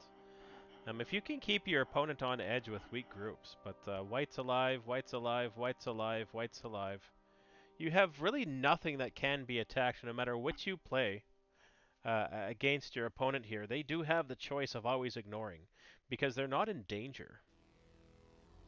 And I think this would be going all the way back to the situation over here.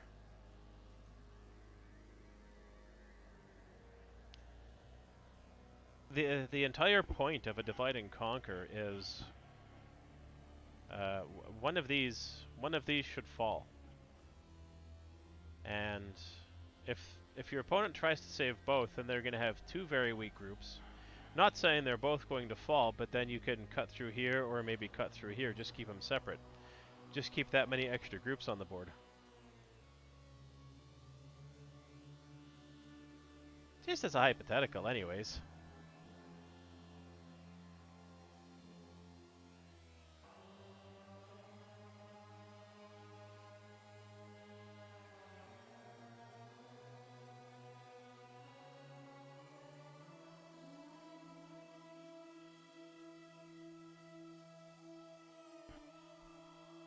Out of focus.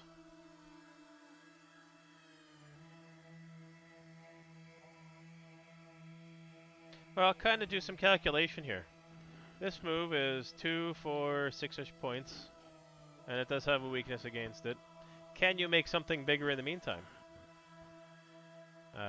See, white's still going to want to carry on with this, just as an example here. Just because this would be quite the reducing move. Oops. So you could get one more. Maybe one more after that. One of those things your opponent still has to worry about, because this would still have to be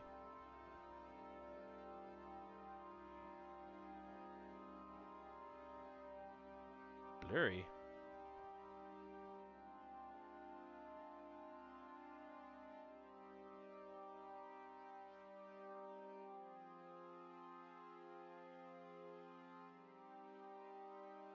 Are you saying your actual screen's blurry, or you were out of focus while playing the game?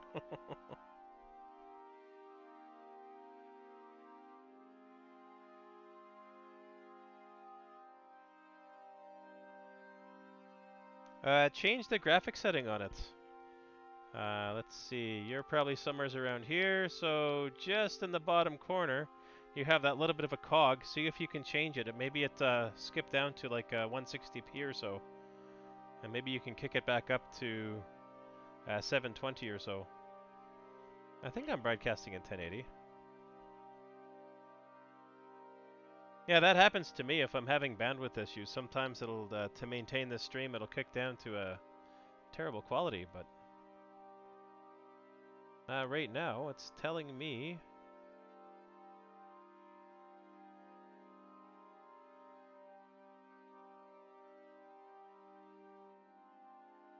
Yeah, I'm still going at 400 kbits. I'm still going in high res here. Ah, perfect. Yeah, yeah. It's not always me, but when it is, typically I know about it ahead of time. Okay, so in a situation, well, yeah, no, that's probably not going to work because of this cut here. But it's always fun to dream. It's always fun to dream that something can happen. Hey, another human! Greetings, other humans! And welcome to the stream. The stream where all we do is review games for DDKs because we want all the DDKs to be, well, SDKs. And eventually we're going to want all the SDKs to become Dawn level players, but we could wait for that one. We're patient.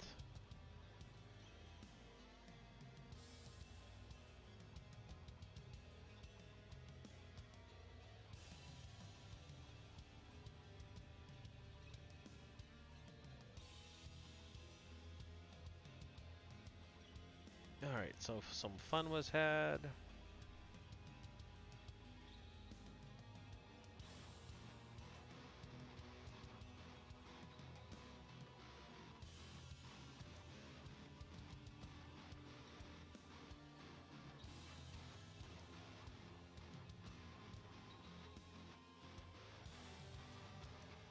How about that? That did come to bite him in the you-know-what.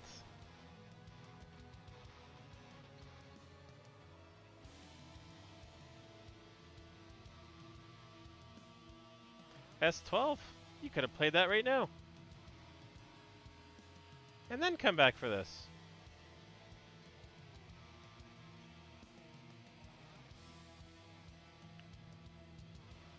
I think the biggest issue that happens is the amount of reducing that actually happened on this part here.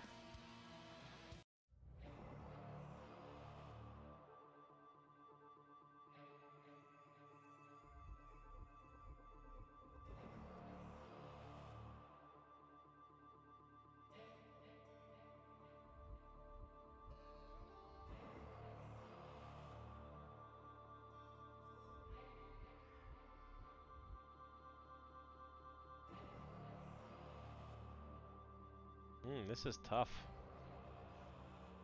That is very well placed.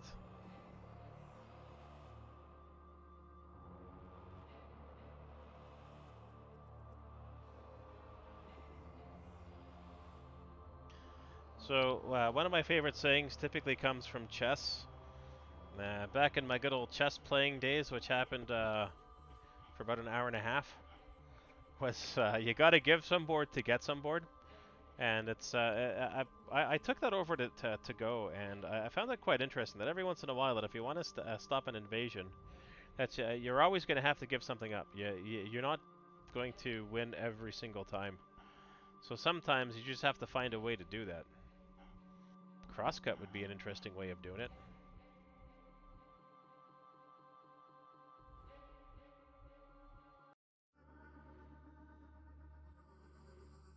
But typically you have to come in one more and do something like this.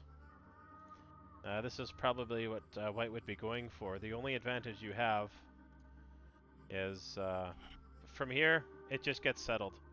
So you give up a little bit.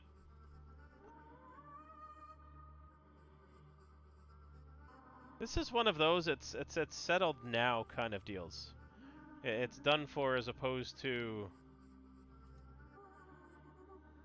30 moves of this. I think this gives up a little too much. So I would say settle for giving up a little bit less with something like this. Something like this. Yeah, that is a lot of points. Granted. But then this would be another reason to have pincers. Maybe, just maybe.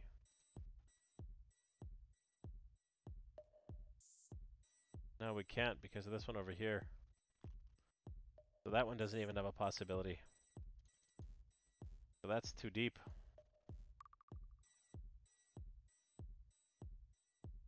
Unless you go this route.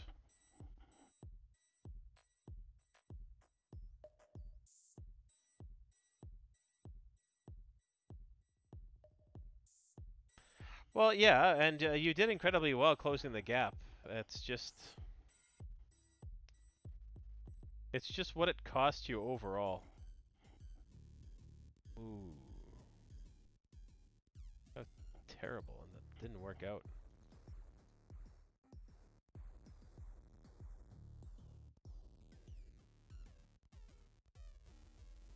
Is that necessary?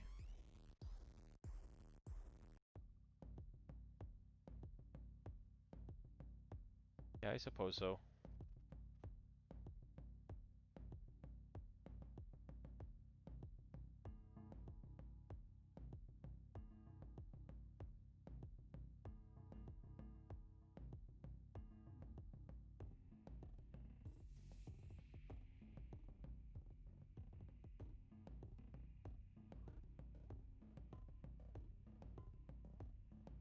Yeah, it's that kind of thing that does come and bite you in the ass in the end game.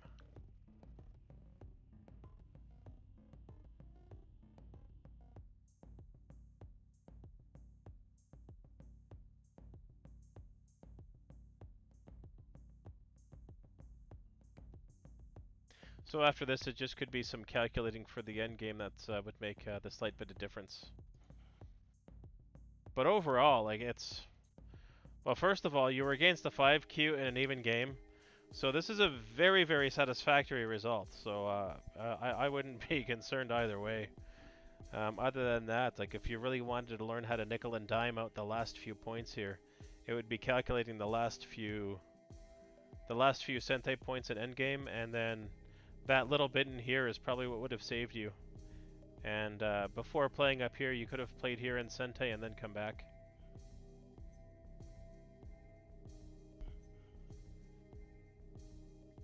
Well, that's good, and I hope you beat, well, at least 3 more. So your skills are in the right place. Yeah, like you do have a lot of good going for you. But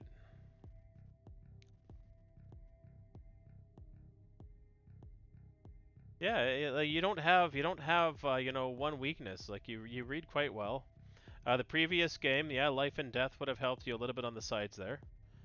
And then here would just be the, when is it well placed enough? Maybe that's when it was well placed enough. And then you can carry on. Ooh. Right.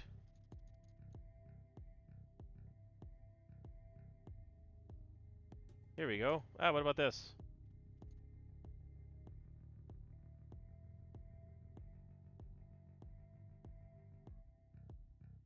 Kind of the same thing? Well, I guess that's kind of Gote.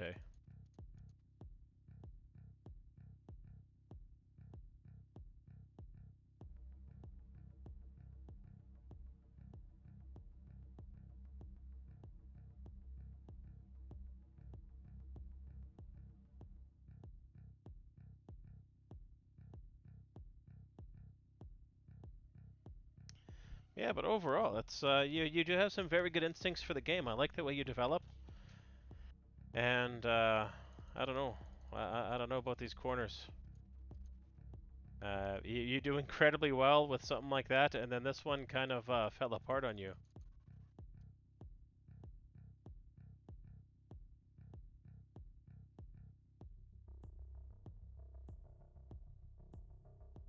How much would this have changed the game?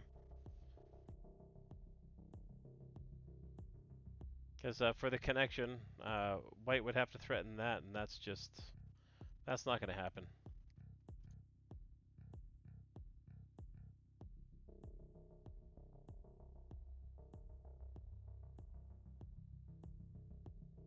I don't think there'd be enough room to live after this. Fun threats, something that is still something to think about.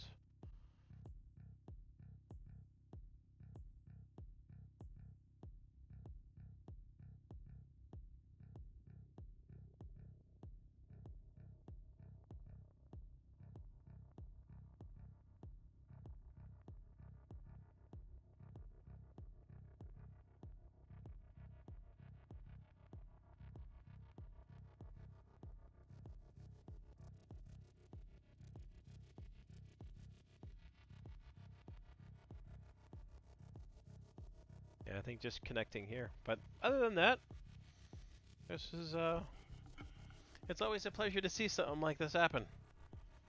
The best part about Go is it always develops differently.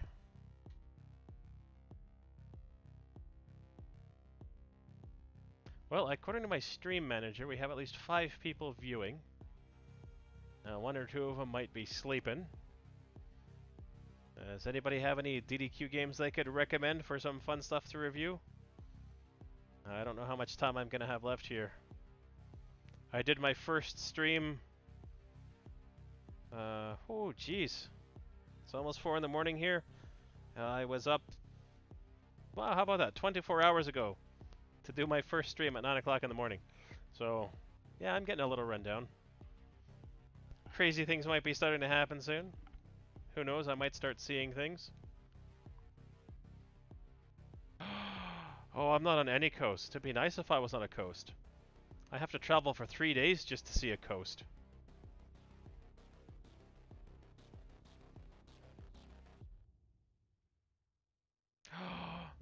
Well, if you just started 5 days ago, then that's the best time to recommend a game. I review for anywheres between 25 in Q and 10 Q, and I always try and get the DDQ as close to 20 Q as possible.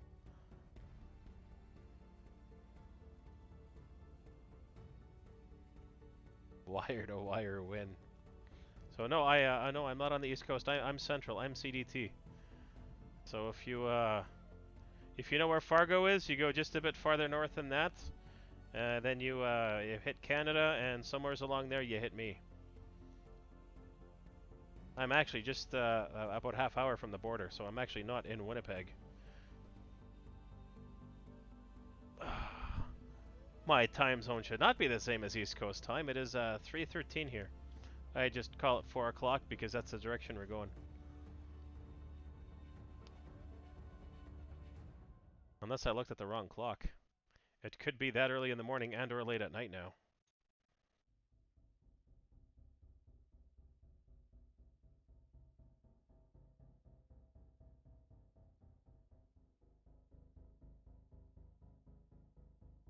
And this is why I don't stream on Fridays, because on Fridays, that's the one day I'm permitted to drink.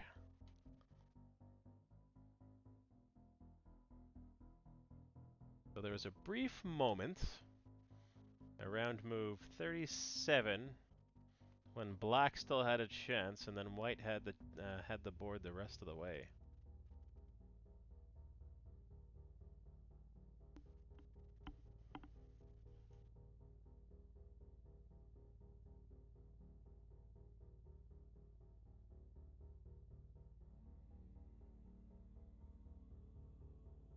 Alright, what do we have for settings on this one? Japanese, even. A resignation happened. And a lot of death. A lot of death. Yeah, that's pretty dead.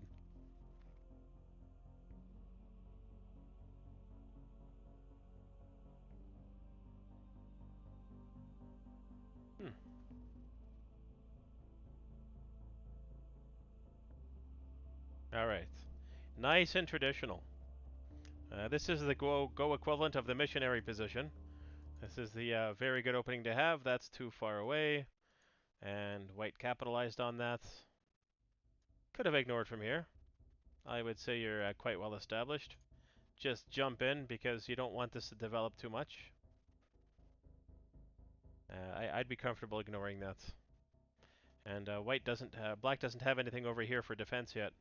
So that's what you would be aiming at next.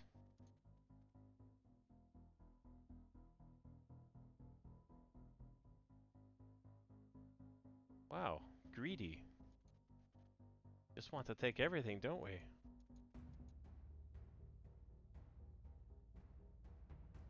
So there's probably a lot of things like this that shouldn't have worked. This is the how was it put the previous stream? It's the magic of DDK. They could make everything live. Yeah, if you're gonna play something, just take the damn Tengen and be done and over with already.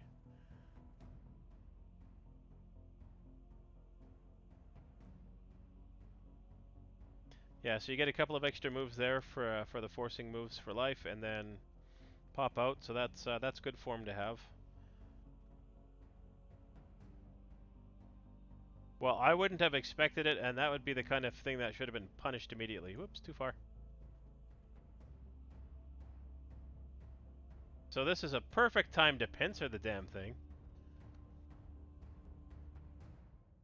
White's not in good shape here. Better shape after that. But that's that kind of influence exchange you can do. This would be a happy little ladder breaker. And there's essentially, depending on what goes on with this, as black would be approaching this stone to help finish off the influence here. And I wouldn't worry much about this invasion here. And what do we have about shenanigans there? But yeah, this would be the wrong side, wrong side. And if you're going to do anything, you're going to kick, and if you're going to kick, then no matter what, your opponent's going to expand, which defeats the entire purpose of having a wall. Like, if you're going to have a wall, use the damn wall. That's what it's for. That's why we build these things.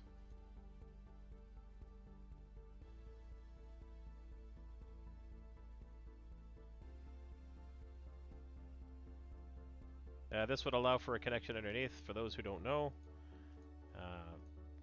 With the proper amount of threats, things can look pretty good over here. And white would just have a string of stones. Like, this would be... this is what the wall is for, to extend and do fancy stuff. Right. Right.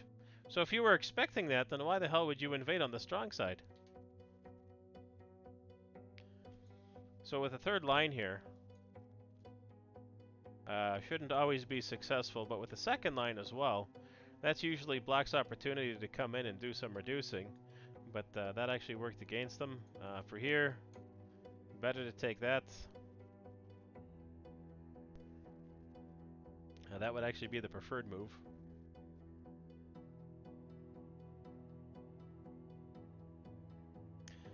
Yeah, because if it happened in this sequence, it's also going to leave this open for endgame as well.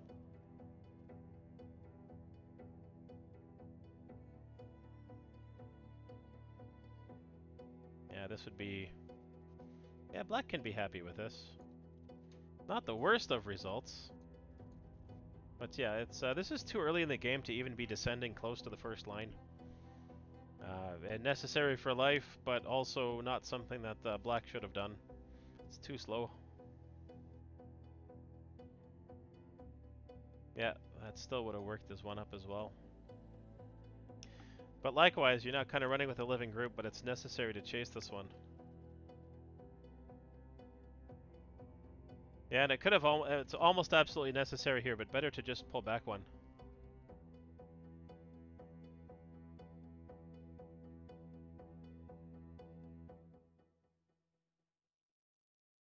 Okay, so this is better.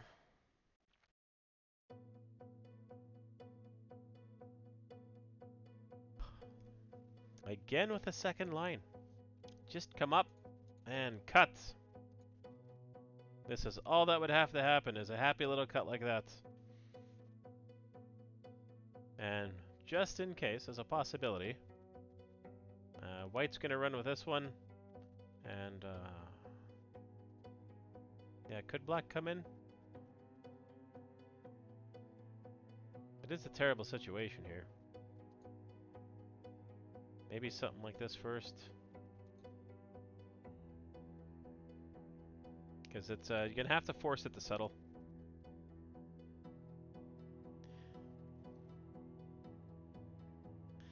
Well, and that's the thing. That's probably that's what keeps you ahead. Like when your opponent makes a small move, anything on the second line, this early in the game is essentially going to be a thank you move, like every friggin' time. There are some odd Tsujis that where it could be beneficial, especially later in the game, but then that's a big risk to take.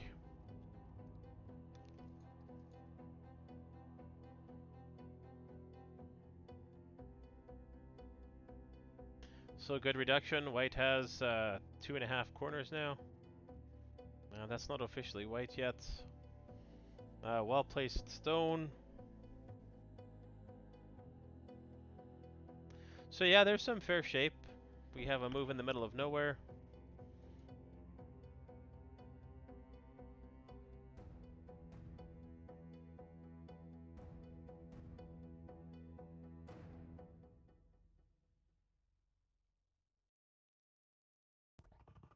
Oh, so because a pro does it, it's okay?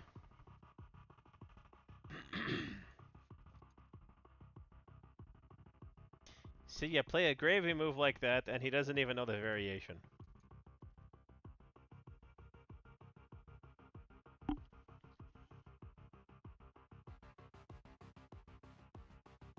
Yeah, there were a lot of failures here.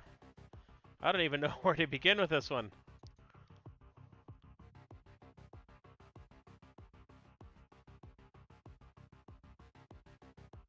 You don't even know. Well, yeah, that does work. Knocking that one out, pushing through here, pushing through here, pushing through here. Black really doesn't have much on the board from here on in.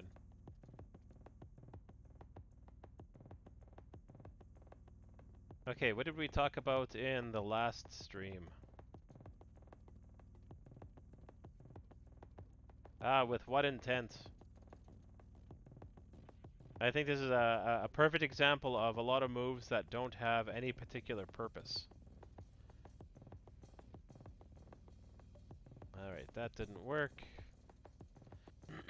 Okay.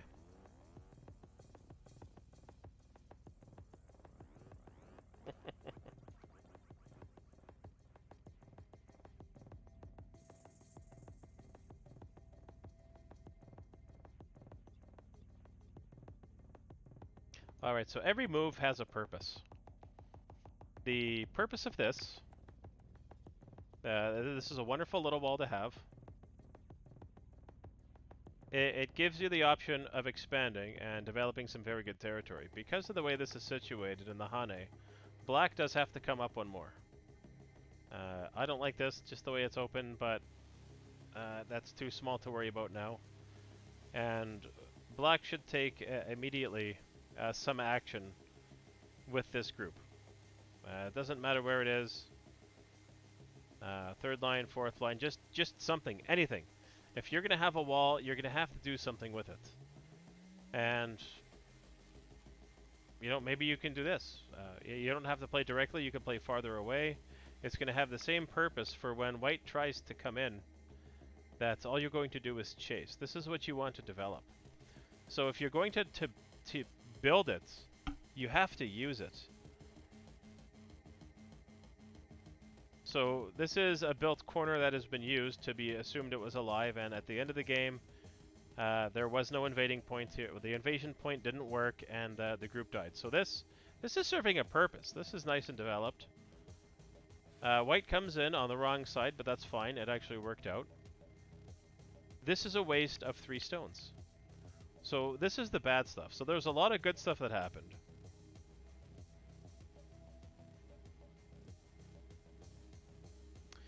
Right, and you can't call something territory just because your stone is there. So this stone is here, and yeah, it looks pretty intimidating, But if you're saying that this is going to be all yours, you have a problem. I think you greatly misunderstand the purpose of this game. But that's okay, because I used to play the same way. And when you're 20Q against 20Q, yes, yes, that is probably going to be all yours. But likewise, 20Q against 20Q, black invading here would have probably lived. So that's neither here nor there on that one. So you have to have a purpose. So if you're going to play this stone, what is the purpose of this stone? Yeah, so the purpose of this stone is 150 points for black. Or pretty damn close. So this is 20 points by 10. We'll say, okay, fine. Maybe black said this is 200 points for me. Now I don't have to try so hard and I'm still going to win.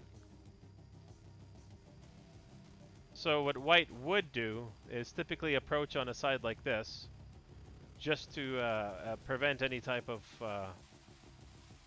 fancy things from happening. Could have been a mistake. Maybe not. Yeah, because that can still happen. So there's still some potential here. Weakness in there. So either way, just because you say you're going to have it all, you're not going to have it all. Coming in on this side, this is all fine and dandy. But now, you have this stone that's just going to break some ladders. You have this, which could be used to help develop now. And you want to develop. Like, this is precisely the point of developing, building this, is so you can actually use it to attack with.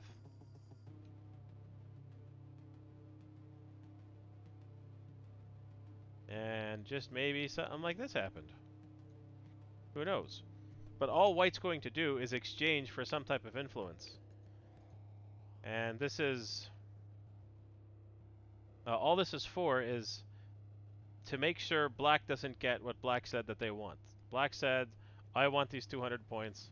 All white wants to do is make sure that's not going to happen. But use it to your advantage. And this is not to your advantage. We shouldn't be playing the second line this early in the game. If you are going to play, you're going to play the kick. And if you're going to play the kick, then you've destroyed the potential here almost. But you still get a fun peep that's going to happen from this. So this still has potential if you're going to use it in this manner. And you also now have a nice extension to the J10 stone.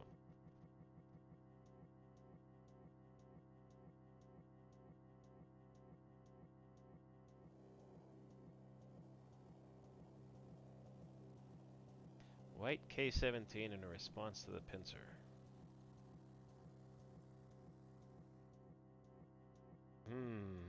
One, two, three against two.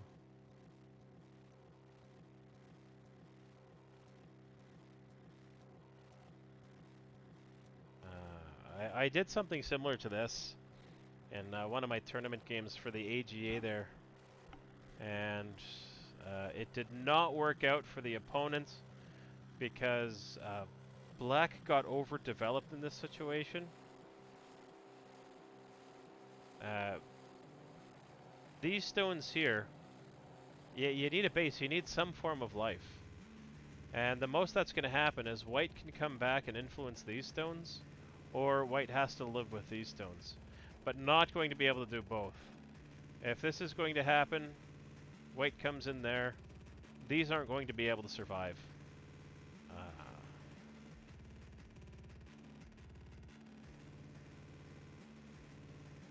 That's not going to work right away. Maybe in another life. But yeah, the second line is definitely wrong. So now white gets a base here. We have a little bit of an expansion. And then black decides to do something against it. But doing something on the wrong side here. At best, come out just a bit higher. If you come out on top, that's not a problem. White still has to use some extra moves here to try and live. But now, if you want the influence, this is how you're going to have to develop the influence. You would have to develop it that way. Yeah, we would still have that same issue. That could be ignored then. Live in Gote. Nah, play over here.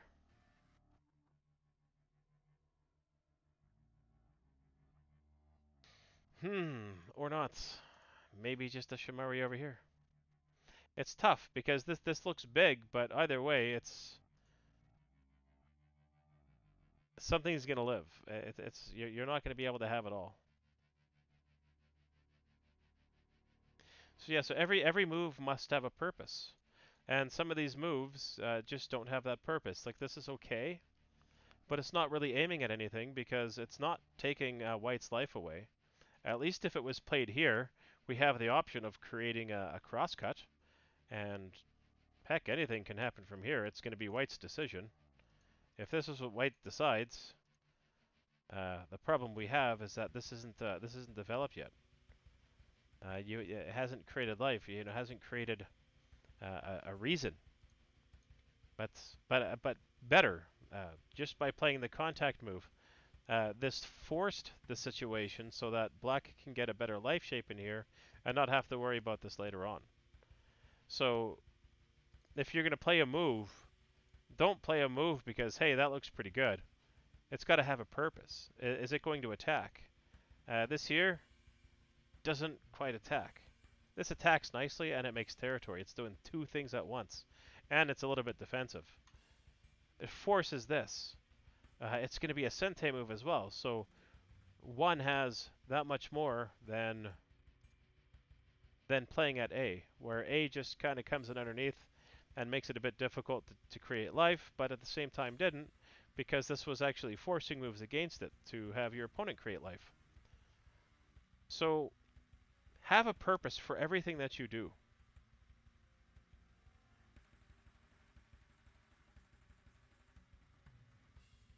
The kick. The kick is an aggressive move. That's an aggressive move in Sente. That it attacks, it defends, it makes a little bit of territory. It's a Sente move because this is what's going to happen. And then we're back to this same old situation. So we now get to extend, no longer an attack, but still a Sente move because White has to expand. If White makes the mistake of coming up here, Black's going to come in and we're not going to have any room for life. It's not going to be a happy game for White after this. So intent is everything. Intent is intent, purpose, synonymous, whatever you want to call it, is what's going to make the difference between a DDK and an SDK. The life corridor of death. You know what? You should be taking shots of this, and you should be editing Sensei's library.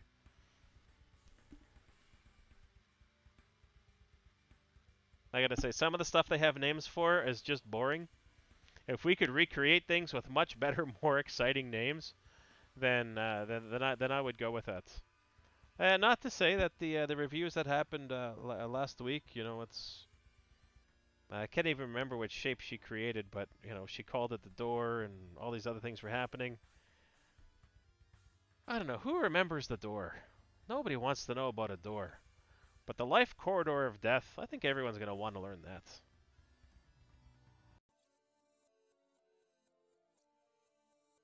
Well, you think your opponent gets strong on both sides. It's all situational. With these three stones, yeah, they get pretty strong on both sides.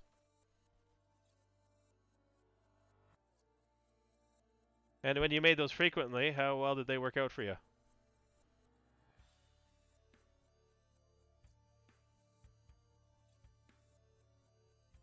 All of them lived? Oh, they lived.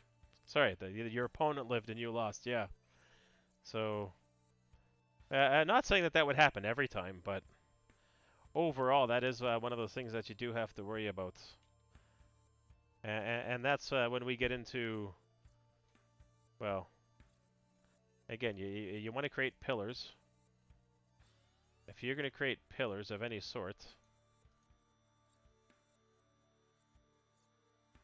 pillars don't do anything.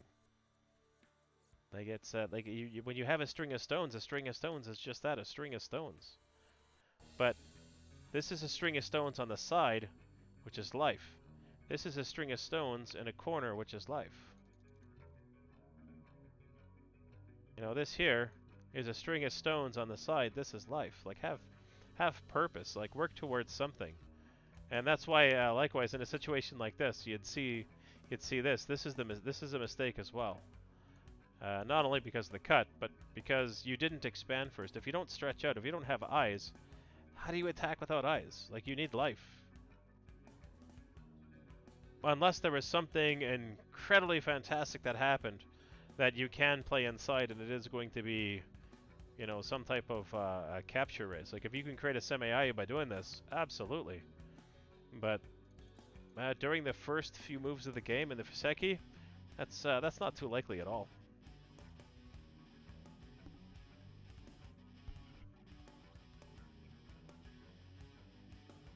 All right.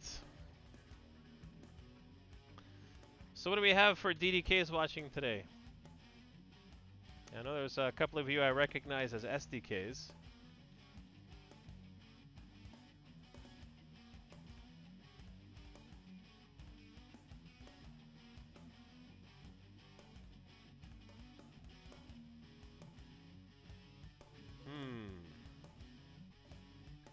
And one of you said you was, 20-ish Q, just been playing for a few days? I'd be okay with reviewing one of your games. That's as a 20 Q even, 25 Q. This is how we get better. We have to learn what's going on wrong. Let's help reaffirm these basics.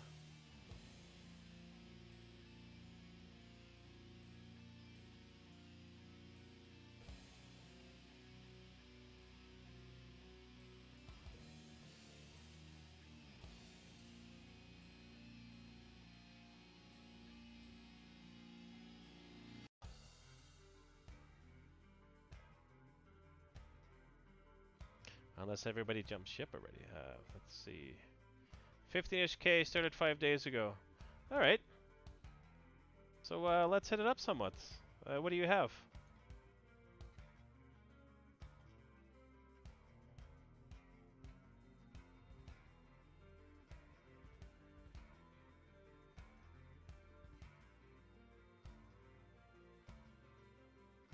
Yeah, and last week we had a couple of 25Q games, so... Or I could find one for you. You don't want to drop that far. You're now relearning, you hit your 12Q again? Where are you? Yeah, you're 12Q again, so that's okay. And you actually have a steady progression.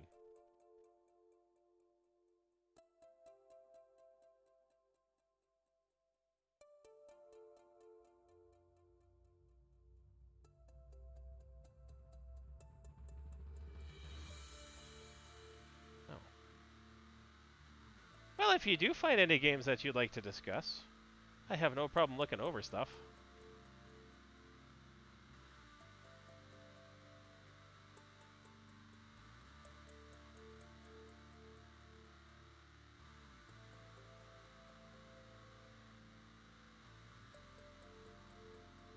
So before OGS, where did you play? Like, so you said you've played for some time before this, and then you just heard about OGS recently. So I do see some steadiness here.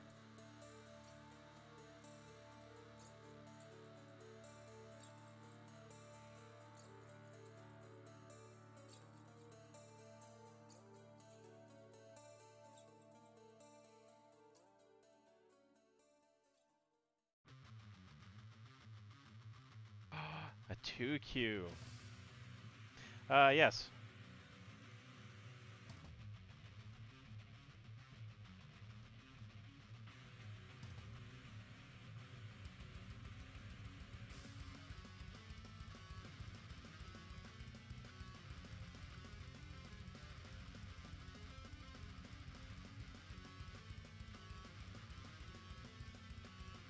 Oh, so you didn't have anything too steady even online then?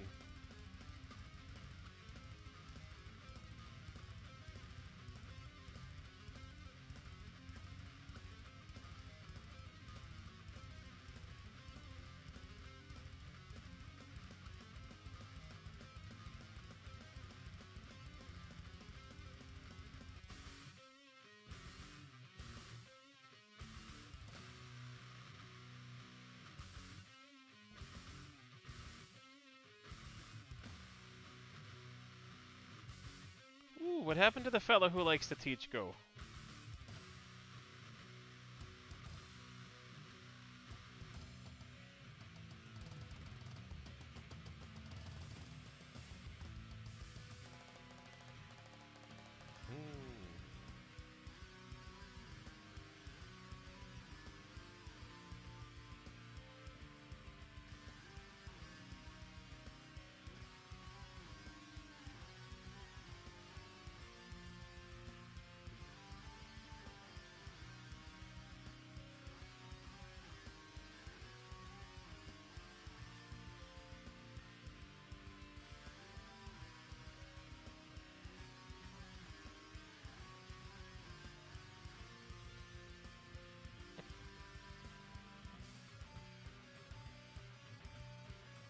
I'm actually quite surprised that Second Life is still around.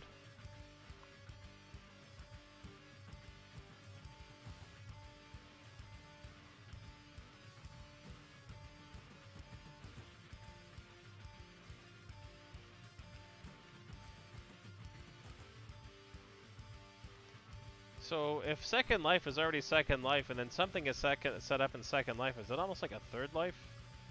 Because right now we're being very virtual here and this is almost like Second Life in itself. Or is that just too meta for this time of morning?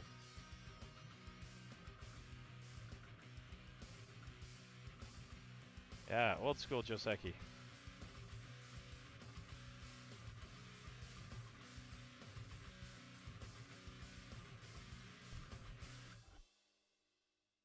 Oh, so he liked to teach, but he was just okay.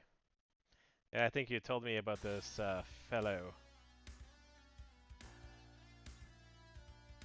Hmm.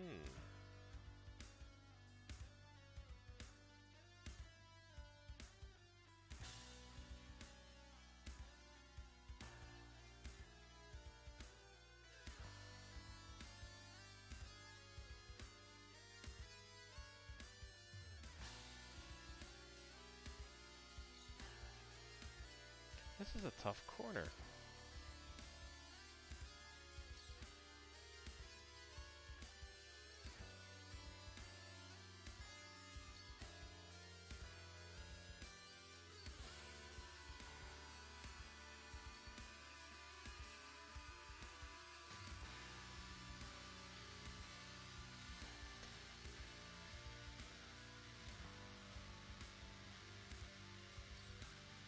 Oh, never think you're terrible or else you will be terrible.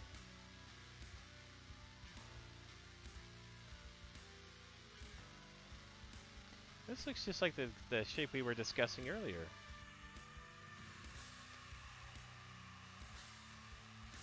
Ah, you're not that terrible. Look at how far you've come.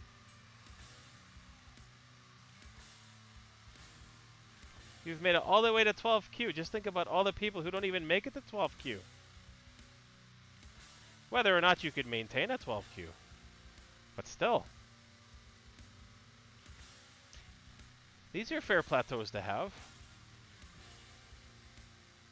There's worse ranks to be.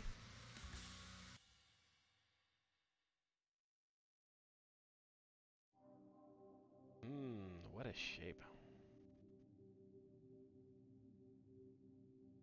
The last AI I consulted recommended this.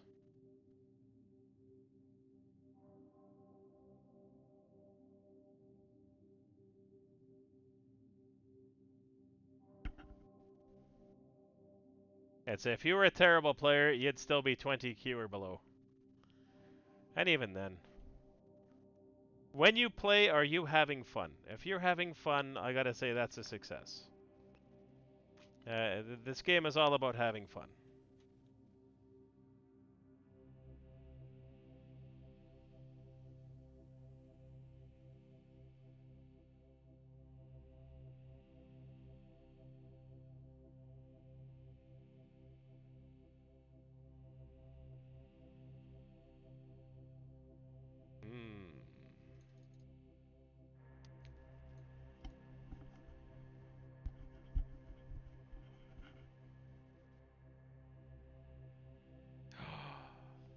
No local clubs near you? I hate when that happens.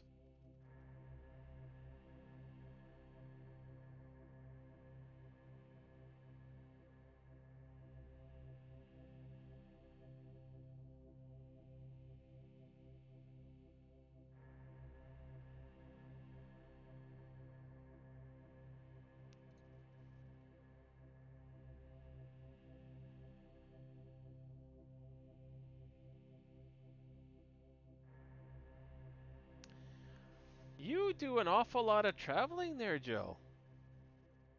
Honolulu, Seattle, I think you mentioned you've been Korea ways.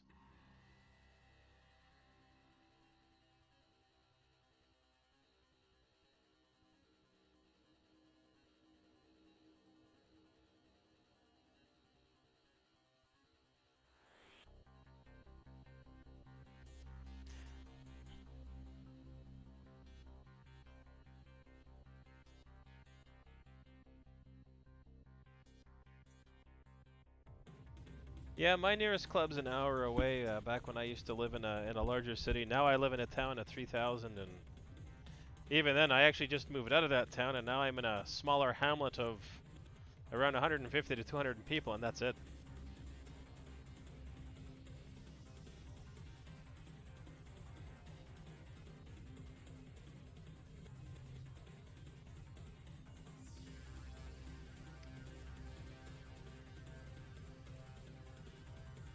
Hmm.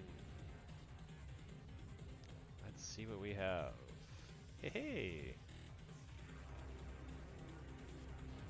a happy little DDK game.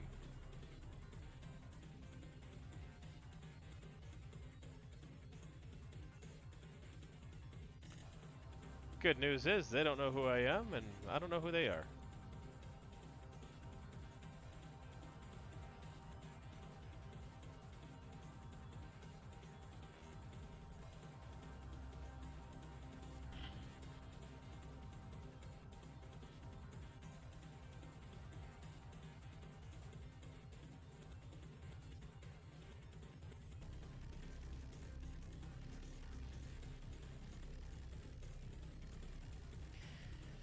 Ah, that's a tough call. A majority of what I play is actually 9 by 9. I can finish the most amount of games that way, and I do quite enjoy the 9 by 9s. They do have a lot to teach you. In 9 by 9, you can actually study a lot of life and death in a very short amount of time. And I gotta say that is very beneficial. I've known a few people to just play 9 by 9s. By the time they switch to a 19 by 19, they skip those first 10 to 15 ranks and they really jump into around a 10Q rank because they've played enough to understand the rules that well.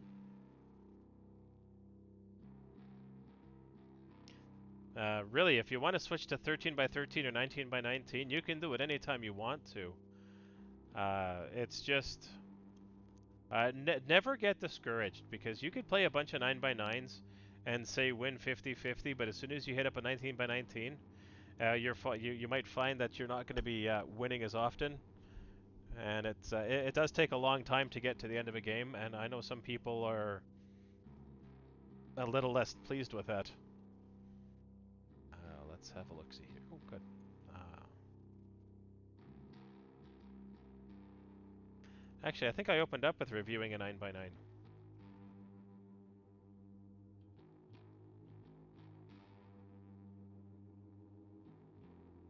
What do we have for 9 by 9 here? Nope, not that.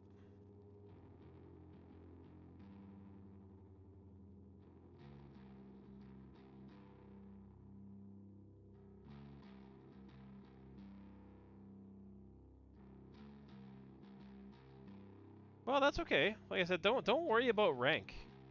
When it comes to learning the game, don't be so concerned about rank.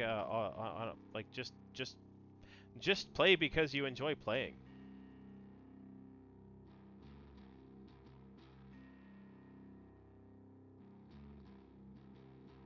Like 9 by 9 has a fantastic set of skills. This is a game against a 20Q.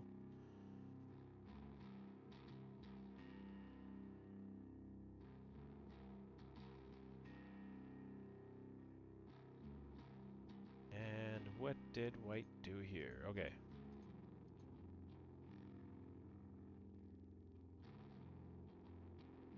So, oh right, I don't get full AI review anymore. But either way.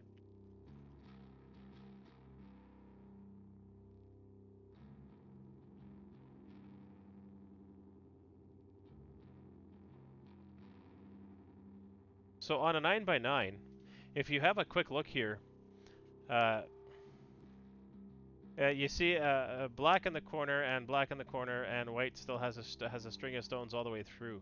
You don't get a lot of chances to make mistakes in this, and you really have to know your life and death. Like through here, not to say that this could have been killed, but maybe this could have just been turned into a seculator. So it was made for that bent 5, and this bent 5 here is... It doesn't matter what happens. Well, it's not like that's going to be played. But it could. This guarantees life that way. But essentially what you're doing here is you're learning what's necessary to live sooner. So this game takes about 10 to 15 minutes to play through when you just enter the 9x9 tournaments over on KGS. And this actually could have turned out much worse. This person, I have played them a few times, so I'm actually quite pleased with their progress. I don't always leave good situations on the board. But this is one of those that could have gone much worse. So this situation in the corner here is one of those is it alive or is it dead kind of situations.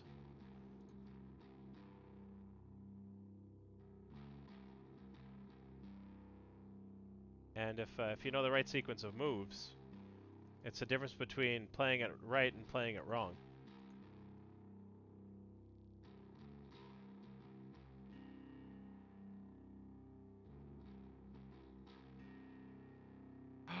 Ooh, I'd be okay with that.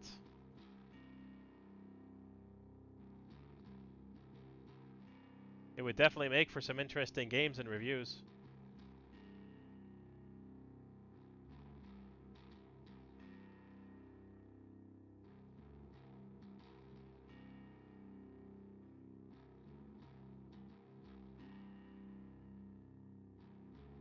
But yeah, so if you play enough 9x9s, it's going to be to your benefit. If you're learning life and death out of it, that is definitely a good board to start on and keep with as long as necessary.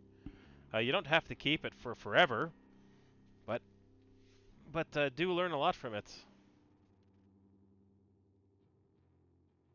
We learn something from every game.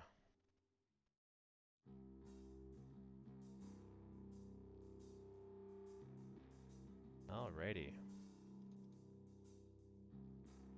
So 17Q versus 15Q.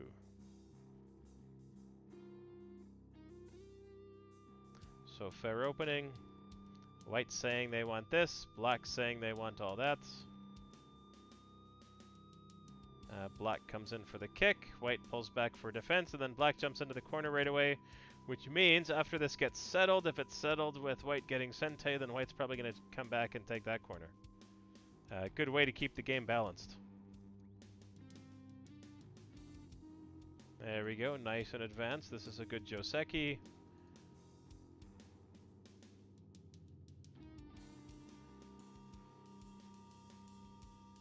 And black goes for the reduction. After something like this, it might be better for black to come back with one of these. No, that's already developed over there. With this.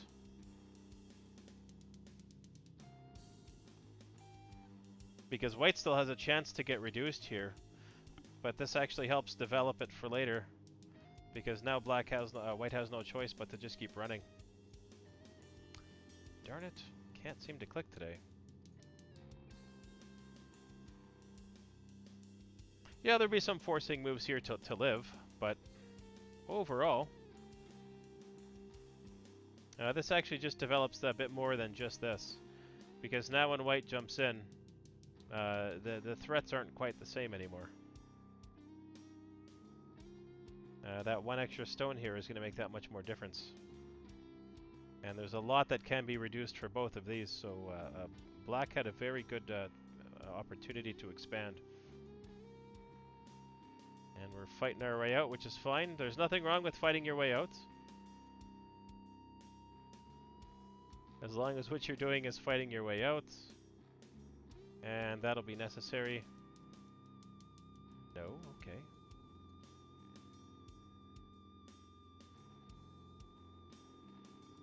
So this is an example of knowing your life and death shapes. And every once in a while, if you cut this down to be a 9x9 board, Like, say, where are we? We're 9 by 9 by 9 by 9. This is close enough to a 9 by 9 board. I may have missed a line. 1, 2, 3, 4, 5, 6, 7, 8, 9. Close enough. Actually, it'd probably get cut off there. And that's not there. But if this was the shape on the board, and you wanted to try and kill something, this is going to be your kill shot. Point of symmetry, something that's right in the middle.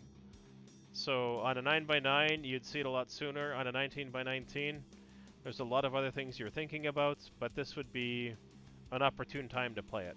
If black gets an extra move or two out here just because you're coming in and killing him, that's okay. Because all of this extra development with you living and them dying, this is probably a game-deciding group.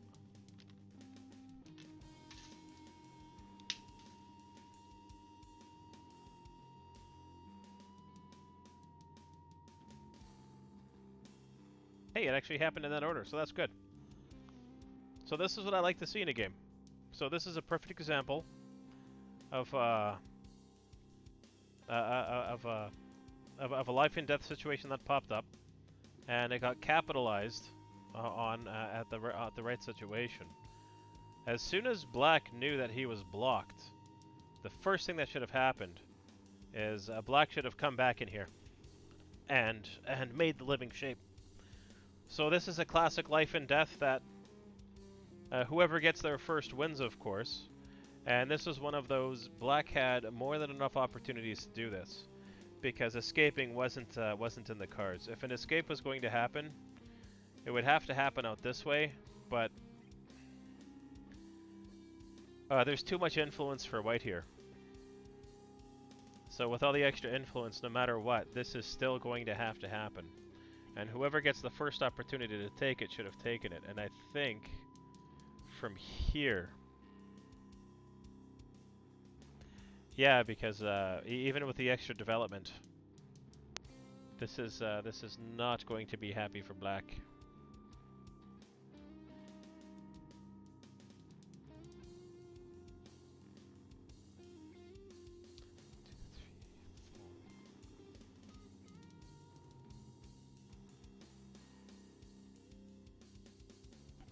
Well, that is actually one of the goals of this stream. I would actually like to have 2 DDKs play a game, and then I would do examples throughout the game that they're playing. Like right now, this game is actually still going on. They're up to move 168. Unbeknownst to them, but knowns to us.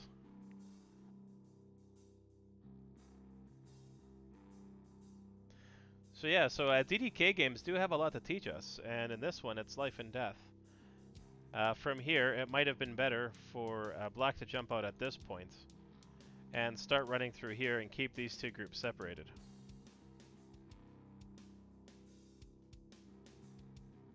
Not unprogress that way, in progress because you're playing for the purpose of this channel. I'm not going to be breaking any rules here. The last thing I need is all of us getting banned from OGS for such shenanigans.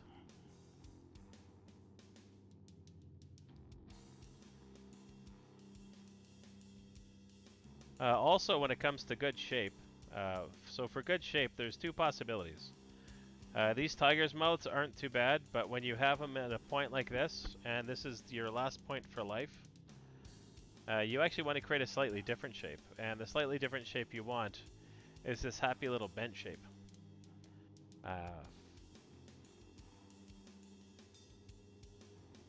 These bent shapes here are where your life's going to be, because in at least a bent 4, it doesn't matter how you get your bent 4. In a bent 4, whatever your opponent takes, you will take the other. So no matter what, this should live, providing this isn't filled in yet. If this gets filled in, then of course you're going to lose your eye. So while it's in a, while the board is in a state like this, you know that you're alive and that you're good to go. So either white's going to come up here, or white's going to settle the shape over here, which is fine. Nothing wrong with that. But take your life as soon as you get your life. And don't play anything that is a symmetric shape if you can help it, because symmetric shapes are bad for your health. So much so that this symmetry does die. And if it comes back to life later, then that means white made a grave mistake. And now after this, it doesn't matter what white does. I think white's actually in a good situation here.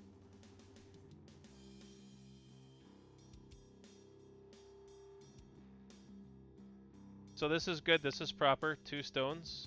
Extend from your 2 stones. This is also going to add a little bit of extra flavor to this. So this group of stones here has a little bit of a problem. It doesn't have an eye yet, but if it can't make an eye, the biggest problem it's going to run into is where is it going to run into? So as white starts to develop here, and let's see what black does next. Okay, so white's developing quite well. This is actually a little extra detrimental for black. So you see what's going on here is if black wanted to run here for life, it becomes difficult because of the stones that are in the way. And this is just divide and conquer at its best. Very good attacking here.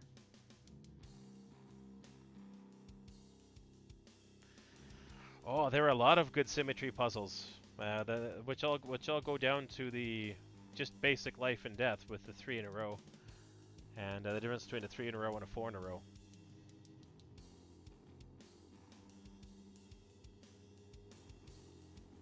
But we're not going to turn this into a Tsumigo channel. There's more than enough of that around. So, if you take just base lessons, the moves that are going on here do have a fair amount of purpose, more so for white. Because what white is doing is essentially living the divide and conquer life, and the divide and conquer is going to be the way to go. Always. Always, always, always. So, black has a group over here, and black has a group over here, and as long as they're not allowed to connect, this group stays incredibly weak. The next direction black has to run to is going to be over here, and that's going to be a little bit of a tough shot because there's a lot of moves that white could make in the meantime to prevent that from happening.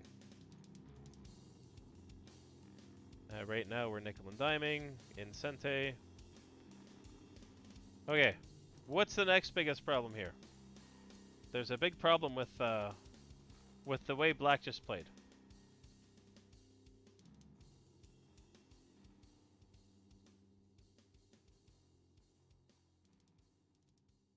White does have a good advantage here.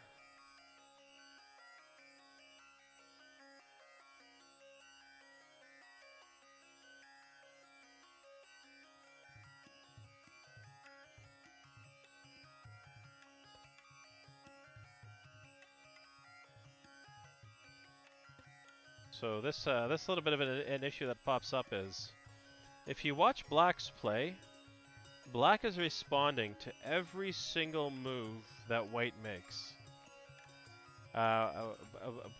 Black isn't taking any opportunity here to just ignore white and try and develop.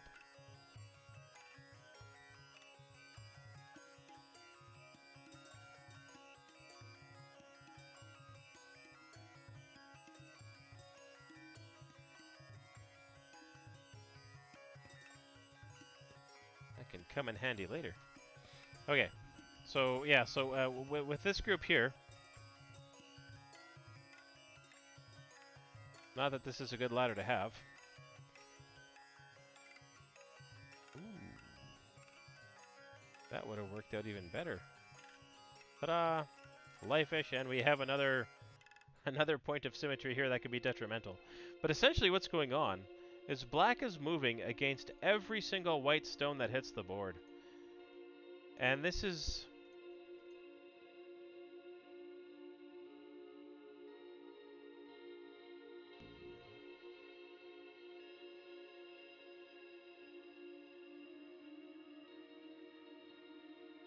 yeah, how about that?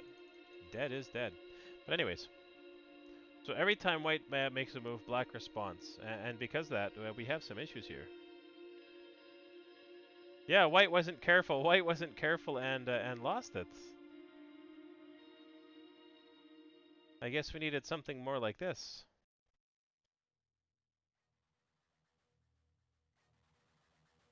Could we Seki it? Yeah, because this wouldn't be possible now. You could play out as a Seki.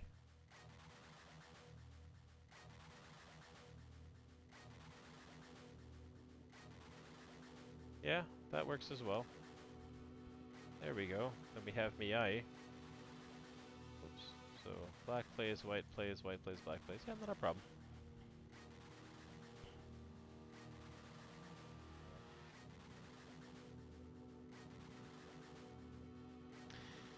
Yeah, definitely. So, the more that white chased, the more white left himself with a lot of bad shape on the board. However, the only problem with the cut here, it is easy to fix.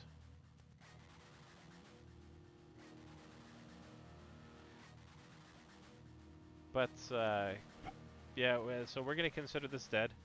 The biggest concern that I see on the board is that even though this cut could happen, there's a lot that white can do against it. Black still has to be able to live here. So it's one thing to cut, but your cut has to have a bit more of a purpose. And I would say white's fairly strong here.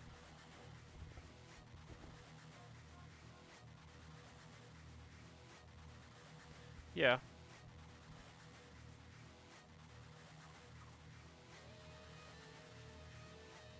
That means I would have played the wrong defending move with it anyways.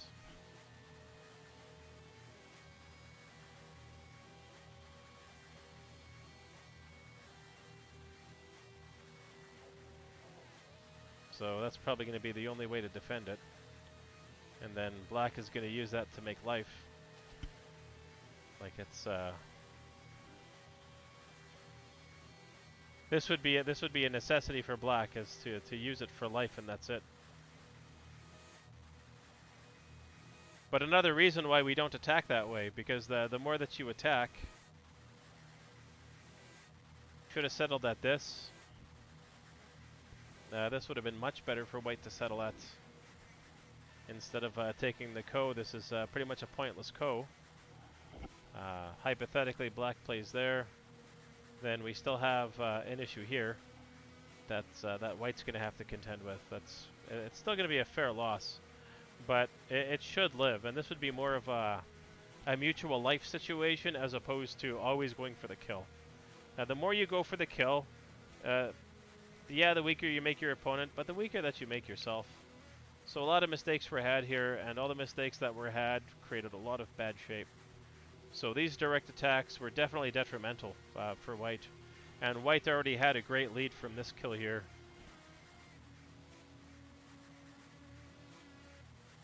So that one didn't work out.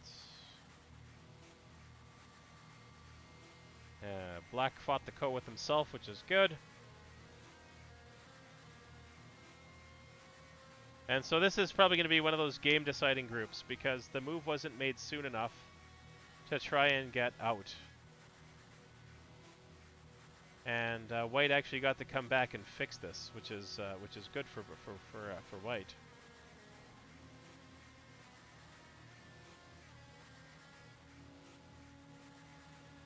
Yeah, those darn broken ladders.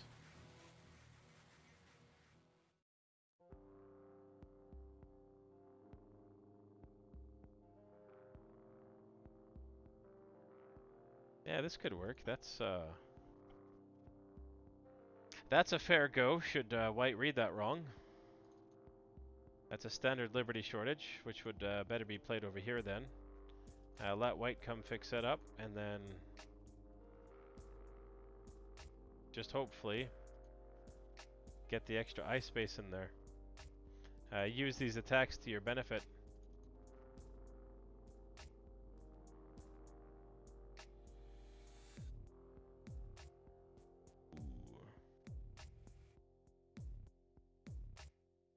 I think this is where the game ended. That's a tough one, yeah. It goes from everything died to everything lives. Another common problem with with way too much on the attacking side of things.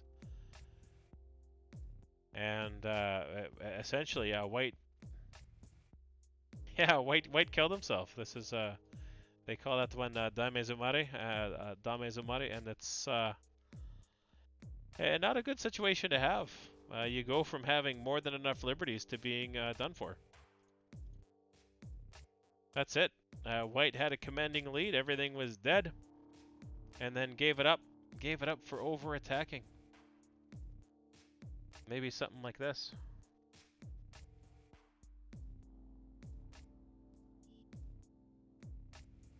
This would be just a little bit on the better side, because this side remains false.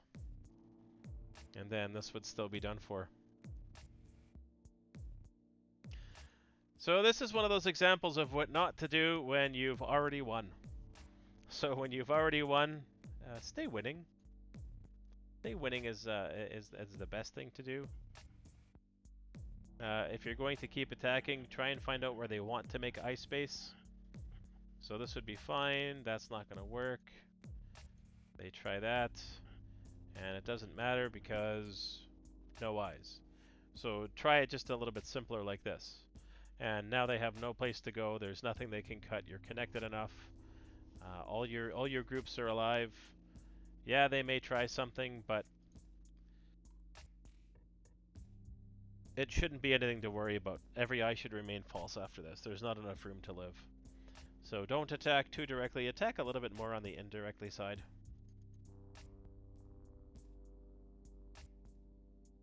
But yeah, this is fun. This is fun because you get to see. This is one of those things. If think about the last game you played, and if this is how you play by responding to everything your opponent does, this is probably why you lost your last game. There should be no way that your opponent is strong enough to have 100% of their moves be Sente moves. But where are we here? All right, so man, that's 3 hours, and that's too many hours.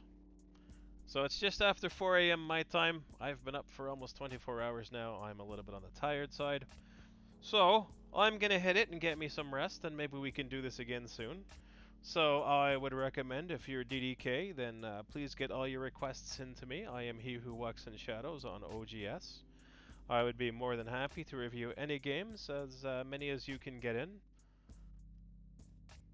I'm probably not going to reach that game. I have an appointment in the city today, so I have to get some rest and head on in for that. If you know anybody who's DDK and wants a review, then by all means do recommend me. This is a free-for-all channel. This is I'm not going to monetize this. Yeah, we have Q Club over on OGS. And one of these days, when I learn how to do things like advertise, I would be more than happy to start getting this out as well as I can. But yeah, I'm going to keep this free because I would like to see all DDK become SDK one day, and I'd like to share knowledge. I enjoy teaching. I enjoy these little reviews.